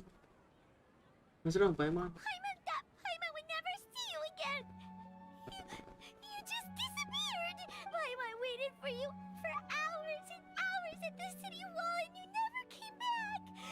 You promised Paimon that you were only taking a quick look. What did I promise? Paimon, calm down. She's here now. I don't think she understood what you were saying. Paimon doesn't care. Paimon wanted to go look for you, but you also said that Paimon should stay. Paimon was so worried and so scared the entire day. Although I don't remember doing any of this. I won't leave you behind. Okay. Paimon will forgive you. The most important thing is that you didn't actually disappear. Oh, Paimon was so scared that you had gone into another world. Okay, Paimon, can you tell us your perspective of what really happened yesterday? I see. Using two people's different perspectives. After that, you left the city. Paimon kept her eyes on you the whole time, but then you disappeared in an instant. You sure that's what you saw? You weren't zooming out on anything? No way! Paimon was watching you with the fullest attention. What's your perspective, Traveler? You sure you don't have any memory of this? Yes, I don't even know that yesterday existed. I guess that explains everything. You also lost your memories the last 2 times you tried to leave the city. Those days' memories can't be awoken. So, if we leave the city, our memories will be completely erased? That didn't just restrict access to Sumeru city. They also erased the memories of those who leave. It really sounds like something big outside of the city is being hidden on purpose. But this way, we'll also never discover what's outside. If our memories will be erased, can we leave behind something other than memories? Something like a message? But how can we send it back? Don't look at me like that. I'm not used to being stared at. Well... Okay. You want something that can pass on messages, right? Give me some time and take care of Dunyarzad for me. Yep! Now we're talking! That's how you pass the message. That's how we can hear our own voice after 2 days.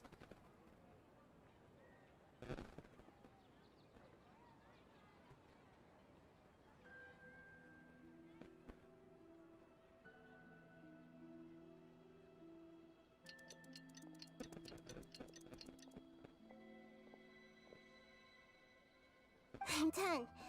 Here you go. What? Isn't this just an Akasha terminal? I made some little changes. Akasha terminals are already capable of sending messages. I just tweaked it so that it can connect to any node. To make something like this?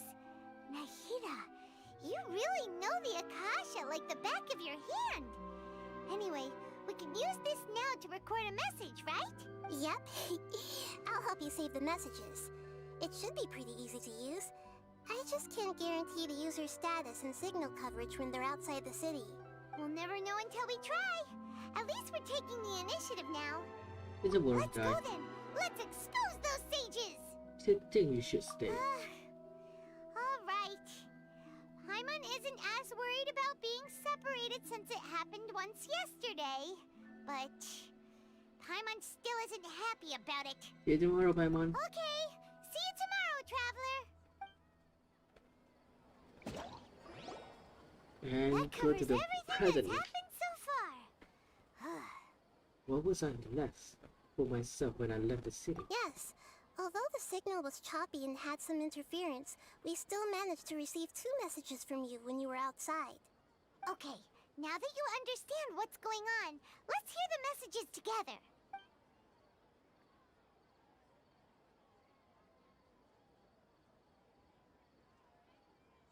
Can't go back.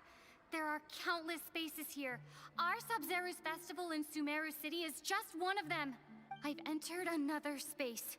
Before me are flowing sandstone and howling fish. Impossible and surreal sights. All these spaces are empty. Except for the occasional ones that contain mute puppets rather than people. I can't sense any human presence.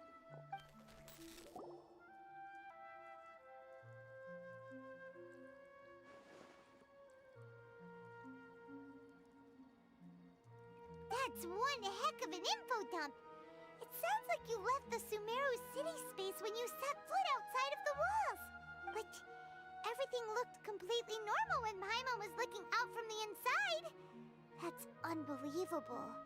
And if we take your word for it, the other spaces all had very weird contents. There's another part here. We only received it last night. These spaces have been disappearing, one after the other, absorbed by something like a sun in the sky. And now, even the final space has also disappeared. The Akasha is green now instead of lime. Behind me, a lot of spaces just appeared again from thin air. I get it now. Those spaces are actually... Ah shit, we lost connection.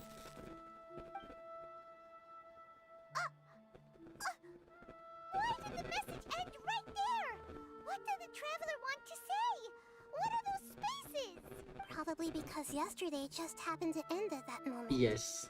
Oh, right. Paimon did hear a beep from the Akasha. Did it come from here or from the message? The message. It should have come from the Traveler's Akasha terminal. After the beep, Traveler said even the final spaces also disappeared. Traveler, what do you think that final space could have been? Human space without human presence. All the bizarre spaces I saw outside the city had one thing in common. A lack of human presence. A beast space maybe? The real world. Was that space actually the real world? But wouldn't a real space just randomly disappearing like that be catastrophic? The space where we were yesterday. My impression is that each day in this samsara only ends at the sound of that beep from the Akasha.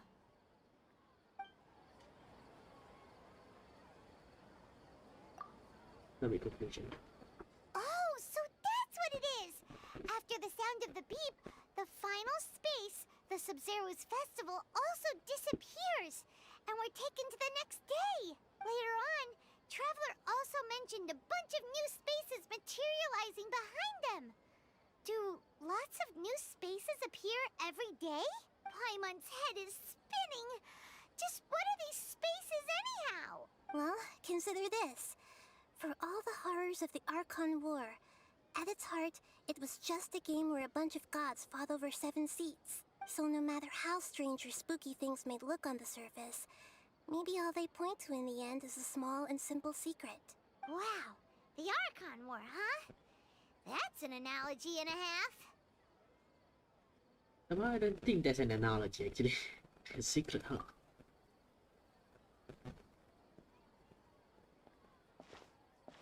Give me some time. I need to organize my thoughts. Hey! Where are you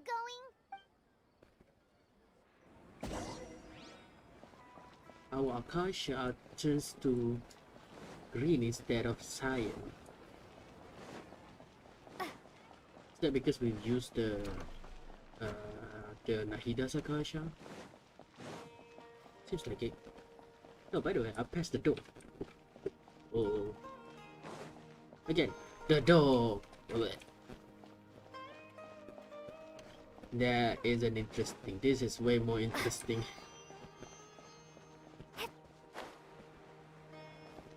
What does the Academia have what to do with this machine? Do you want some alone time to think? Alright then, Paimon won't disturb you.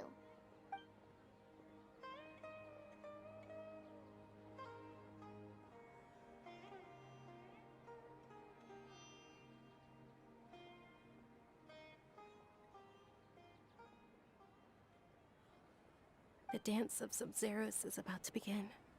I'm going to go watch it. Dance of Sub-Zero. It's that time already. Okay.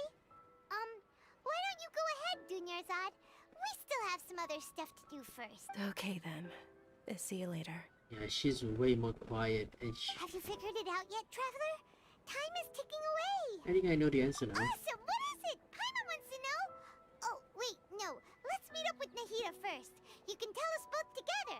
This time, we're gonna get to the truth.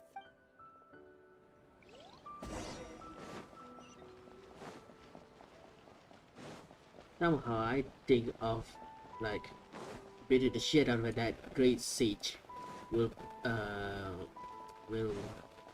end this time loop. The door. End this sort of time loop.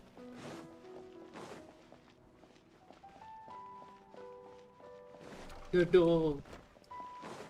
But hey, who knew? If that were the option. So now we're just gonna use the thought, the way we think of different choices in order to progress the game now, from now on, I guess. I like that. You're back! I've been waiting forever for you two. Judging by the looks on your faces, are you ready to take your Sub-Zero's exam and graduate from the festival? So wait, Miss Nahida. Okay. First off, have you discovered the hidden truth? Yep, this one. Information on the Akasha. Okay. Nahi. Zero Festival You've already Samsara. experienced all the bizarre. Dreams with no human present. Those spaces remind me of dreams. Like the one I had in the Avidia Forest. Except these have no sign of human presence. The moon, illusions, and people in Sumeru. Associate with the truth behind dreams. We are all in a dream. It isn't that the people of Sumeru don't dream. Rather, the Akasha is taking their dreams from them. That's the one. People in Sumeru think they don't dream, but the truth is the Akasha steals their dreams without them knowing it. And those spaces with no human presence are stolen dreams without their host. That would explain why they sounded so weird when she was trying to describe them. Huh.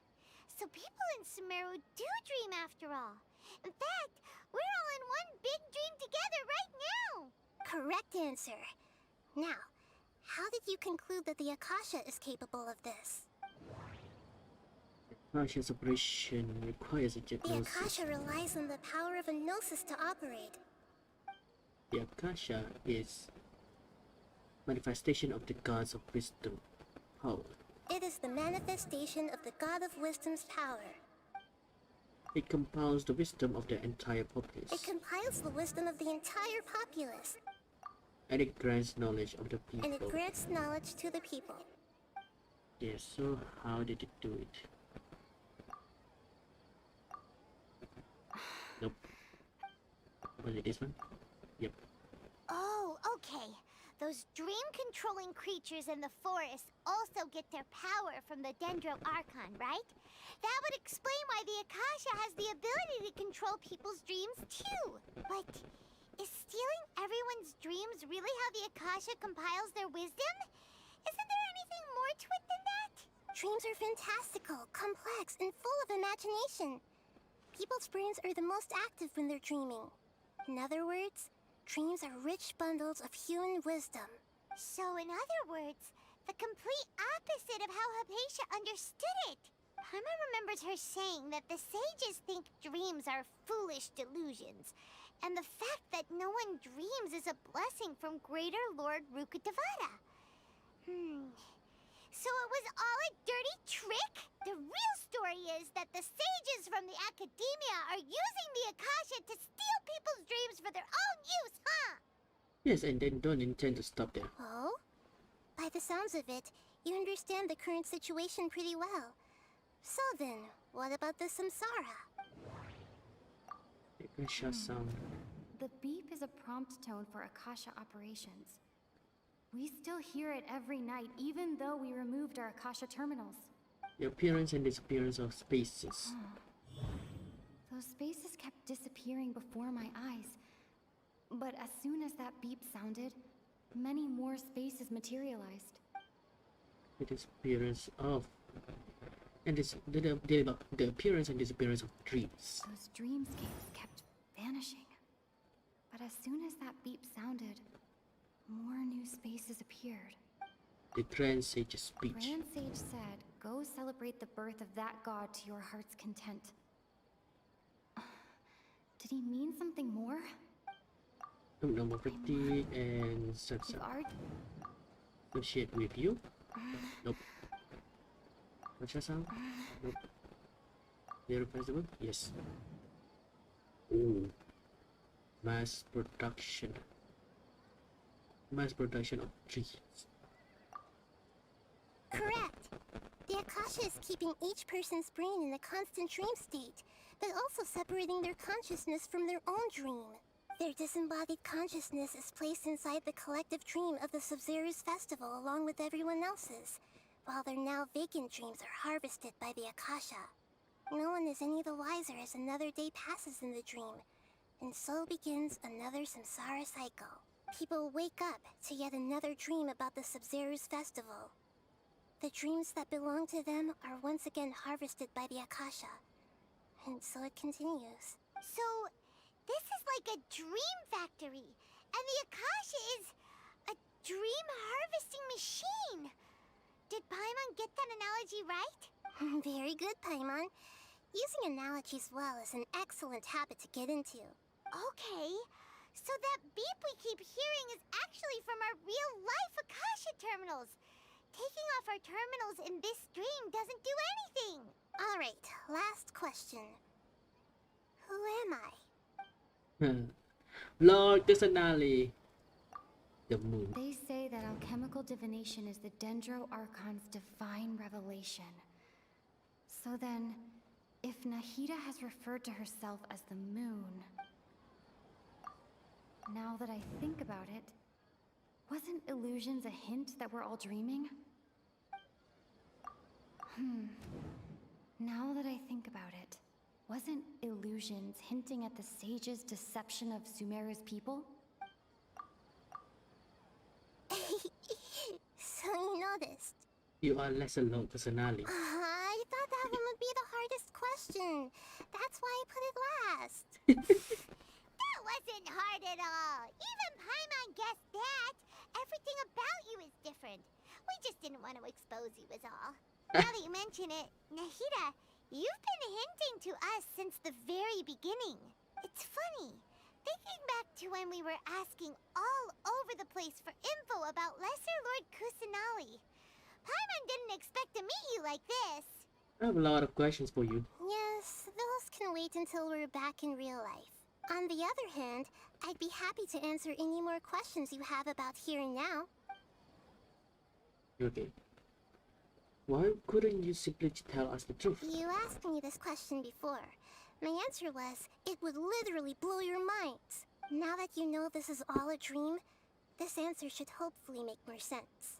Have you heard the saying, don't wake a sleepwalker?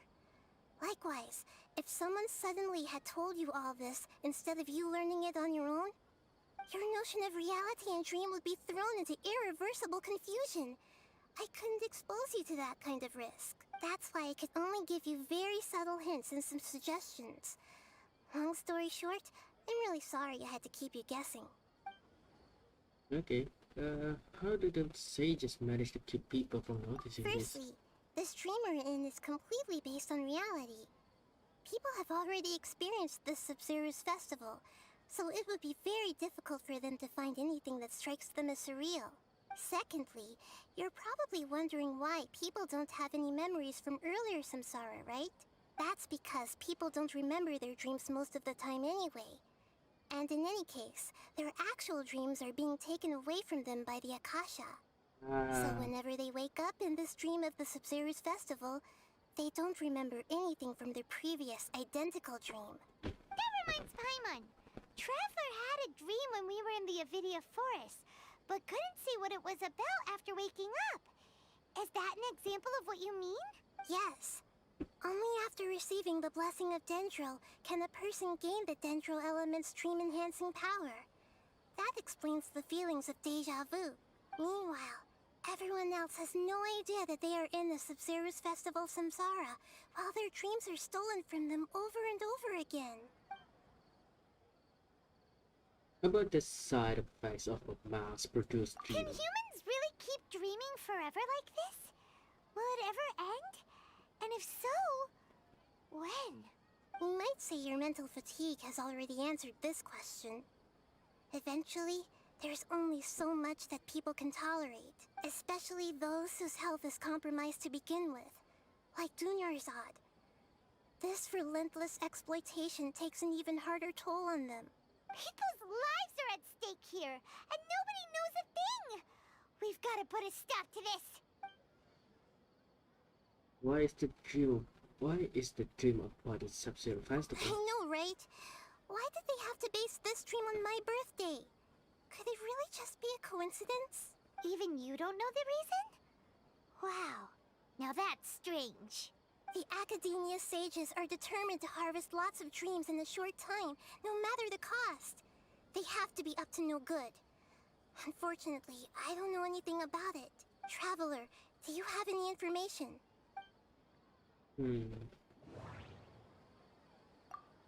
Those spaces remind... Okay. Grand Sage said, go celebrate the birth of that god to your heart's content. I guess finally we can submit that. Celebrate the birth of that god? Could it mean...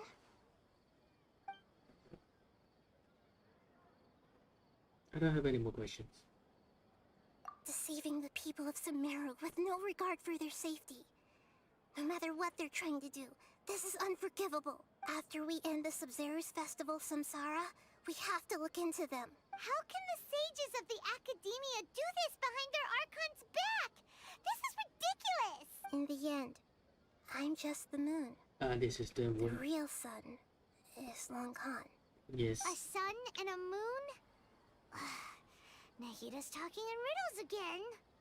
Well, Paimon, you're just too dumb. Oh, here we go again. Oh, we're out of time today. I'll tell you how to break free of the samsara tomorrow. See you then. Good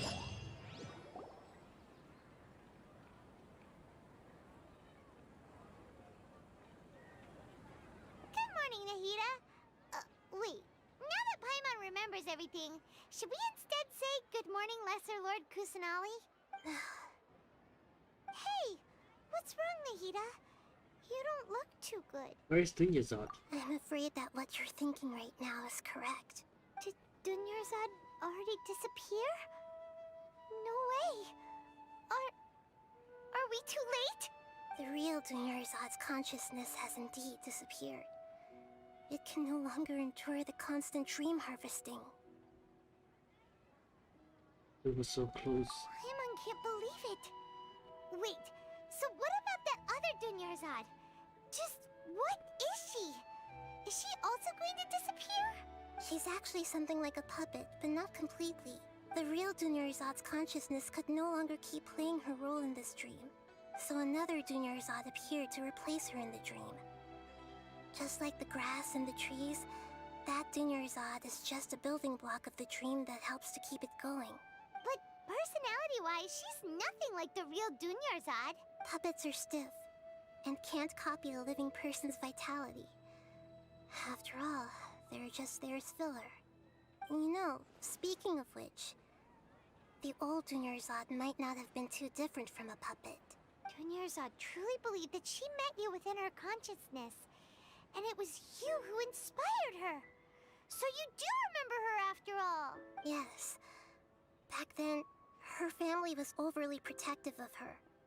No one cared about her personality or thoughts. It was as if she only lived to stall her Elazar. I just gave her a little wisdom so she could look at life in a new way. So that she could be her own person. But even so, she's still... far from it. I'm still a long way off from being a real Archon. I couldn't even save her. If I were a competent Archon, I wouldn't have let my most faithful follower die at the Sabzeruz festival with so many regrets. Please don't beat yourself up over it, Nahida. It's the sage's fault, and theirs alone. I'm not beating myself up. All I did was to rationally observe the distance between myself and a real Archon. Don't be like that, Nahida. Even real Archons are still allowed to be sad. To prevent more tragedies like this, we must end the Samsara as soon as possible. Great, but how do we do that?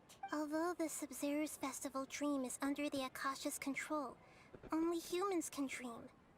Even the Akasha is unable to create them. That means this dream belongs to a host who created it. Huh? So, how should we find that person? Well, if this is someone's dream, then everything here must come from deep within their consciousness. Which means, with the power of imagination, they can change anything in this dream. Imagination? What do you mean by that? Imagination means breaking through what you perceive as normal. Like when a server at a tavern brings a plate to you, you'd naturally assume that food is on it. However, if you're the dream's host and you become aware that you're dreaming, when you imagine gold and more on the plate, the dream will respond in kind, and the server really will bring you gold and mora. But right now, our host is unaware that this is a dream. No matter how many times they're served, it will always be food. So we find a host, then what? Find some way to make that person realize that they're dreaming. Usually, once that happens, the person will wake up and the dream samsara will be broken. How are we going to find them, though? If it could be anyone, it'd be like looking for a needle in a haystack. Nilu. And even if we did find them, how are we supposed to make them realize they're dreaming? After all, like you said, don't wake a sleepwalker. It's extremely difficult, yes. But the only ones who can do it are you two. Remember, everything you've achieved up to this point has all been for the sake of finding the host and ending the samsara. As for me, during this time, I'll be out of town. Out of town? Are you going to that place full of dreams where the Traveler went? Yes. I want to try something. There must still be a small wisp of possibility. Hurry and go. Dreams are supposed to be fantastical, romantic, and full of pleasant surprises. Unnecessary things like this samsara need to end. Paimon's still a little upset that we've come this far only for Dunyarzad to... She was such a good person, with such a simple wish. But fate was against her. This feels so demoralized. Yeah.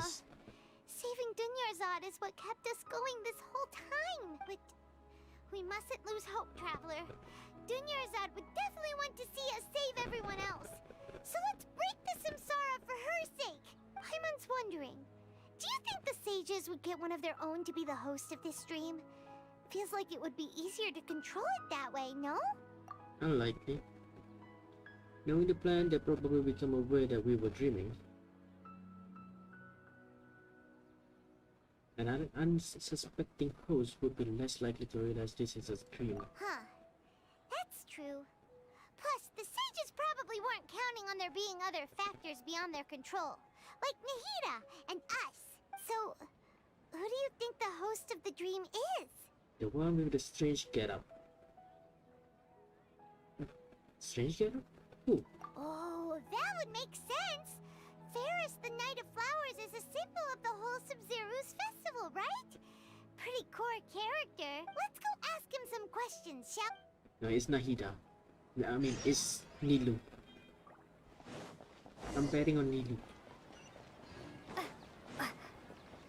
So did we lost Dunyarzad? The dog! Fuck. But didn't Tainari has a way to a way to like delay it even more? You're back. You left in a hurry last time. Is everything okay? Everything's fine. Just, it's a little hard to explain. Would you mind taking part in a little experiment with us? An experiment? That came out of nowhere. I'm listening, though. What do you need me to do? Could you make a wish? Imagine your wish coming true before your very eyes. You want me to make a wish? Is that a new Sub-Zero's festival tradition or something? Less questions, more wishing! Okay.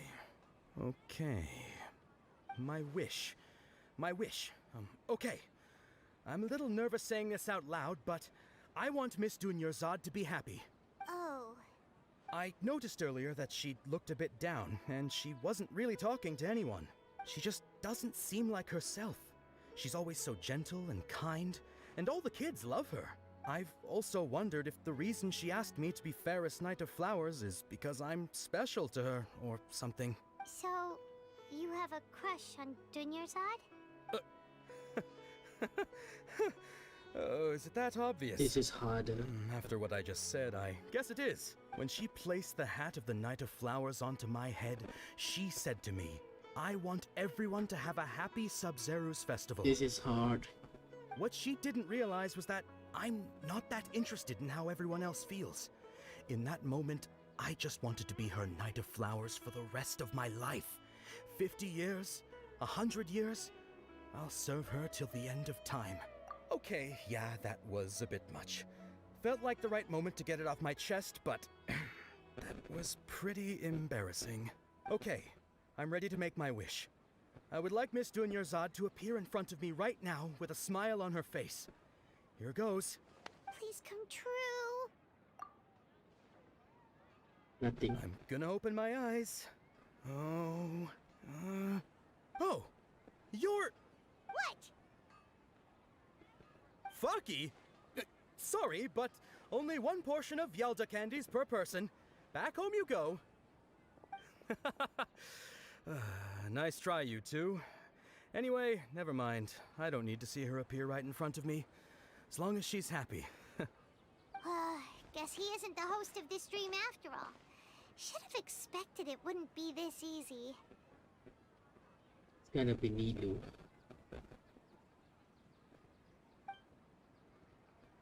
It seems like everyone who knows Dunyarzad loves her. But none of them has any idea that she... My lady, step back. That sounds like Dia! Oh, right. This is when Dunyarzad bumps into the kidnappers. I'll teach them a lesson they won't forget. Huh? But Dia can handle them.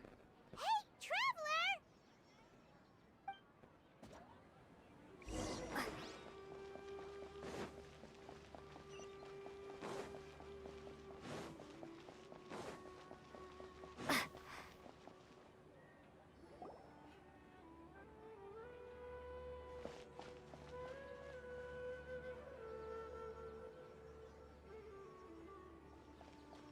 Oh, it's you. Great timing.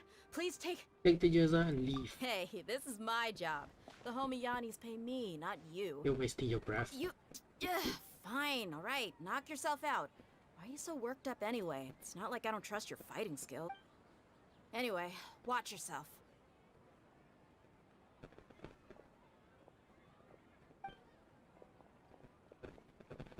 So you got yourself some backup. Suit yourself. You're going down.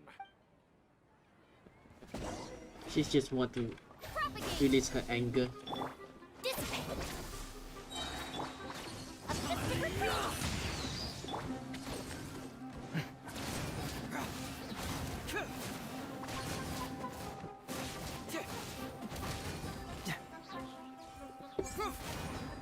Confess!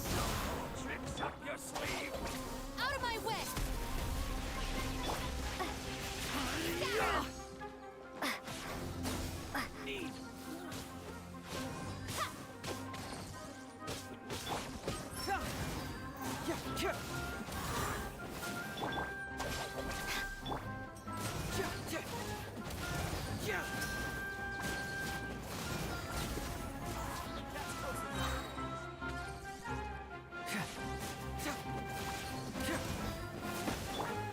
Stand with me!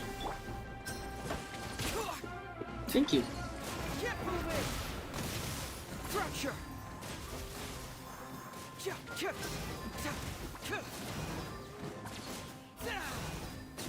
I'll take my...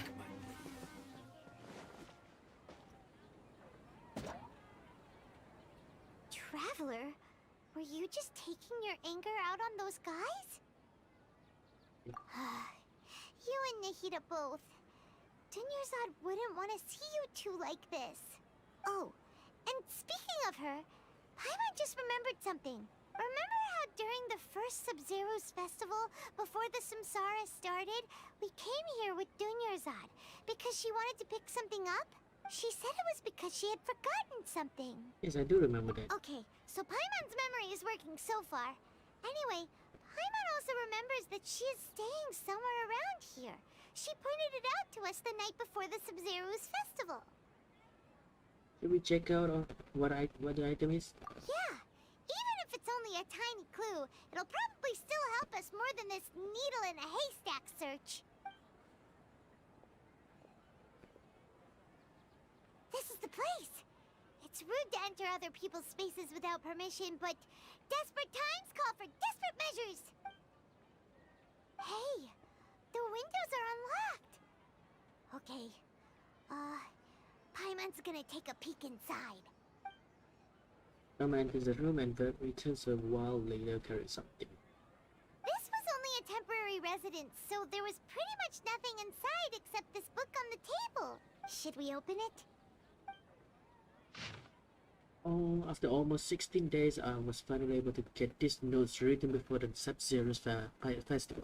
Once the festival ends, you and Paimon will probably continue your journey immediately, so I was hoping that I'd be able to give this to you before that. This is a compilation of folklores concerning lesser locals created from a series of interviews that I conducted in succession and wrote down. I interviewed so many people, but I'm afraid that there are very few who know much about her. Still, I hope that this will be of use to you in your search for her. Gandharva Vale's water supplies was once contaminated, forcing everyone to go very far out to get water. But one day, people suddenly found that the water was drinkable again, and some said that a green light was seen near the water source the previous night. Everyone believes that this was the divine power of the lesser Lord personality at work. This sounds quite possible. The decontamination of water source via natural means probably takes ages. Did lesser Lord personality appear in Gandharvaville then? After Mama passed away, I was super afraid of the dark and couldn't sleep, but from one day on, I would hear a voice that would chat with me till I fell asleep. A nice lady told me that lesser Lord personality must have been watching over me. Poor child. I hope that the Sub-Zero's festival makes him a little happier. This is quite similar to something I experienced back then as well. She is indeed a gentle girl. There was this one time when I had a wee bit too much to drink and couldn't find my way home to save my life. Then when I turned a corner, I could have sworn I saw a lesser Lord Kusanari. She was very tall and had the most muscular arms, and she caught me when I slipped and fell. The next morning, I found myself sleeping under a tree. I reckon that must have been her looking out for me. I'm not sure this one has that much value as reference. That was probably just a tree, right? This folks records appended with Junior Zod's references and opinions leave every page densely packed. Wow. Junior Zod wrote all of this. Sounds like she was always thinking of us even while we were away. Even though she was also busy preparing for the Sub-Zero's festival and had all her health problems to worry about. She must have wanted to give this to us as a gift on the day of the Sub-Zero's festival, right? If we hadn't found this book, we never would have known. But now that we know, we can't even thank her. Junior Zod. Hey! Where are you off to now? This is just as sad as Teppei.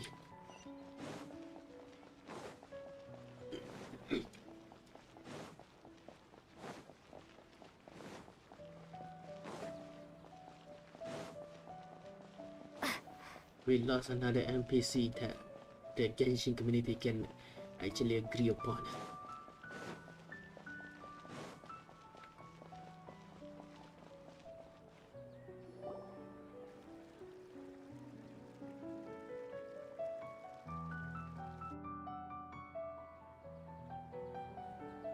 It's Dunyarzad's puppet.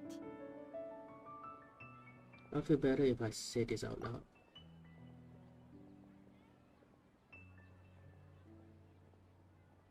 Thank you. Traveler? You must be exhausted. Come to think of it, we've been stuck in this place for a really, really long time. Heck, even the last time we were chatting happily with Dunyarzad feels like an eternity ago.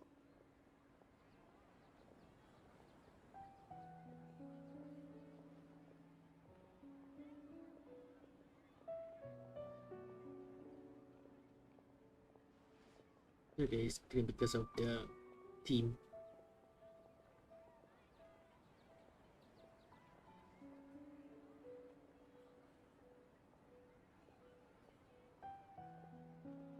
Paimon still remembers when we were sitting here, and the way her eyes sparkled when she talked about Nilu's dance of Sub-Zerus. You barely recall it now. There will always be frustrations in life, but I know that the point of living is not to leave behind any regrets.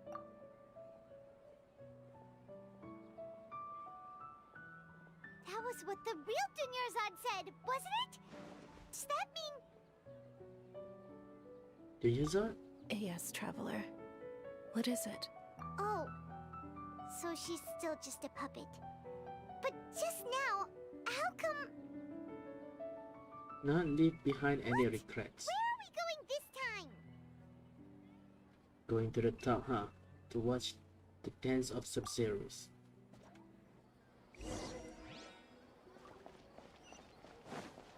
To watch Nilu dance. With Dunyarzad, even though she's a puppet. Oh my days. This is heartbreaking. The door. Just like Teppei. But I can never forget about Teppei. If you continue to resist, we will have to order an investigation.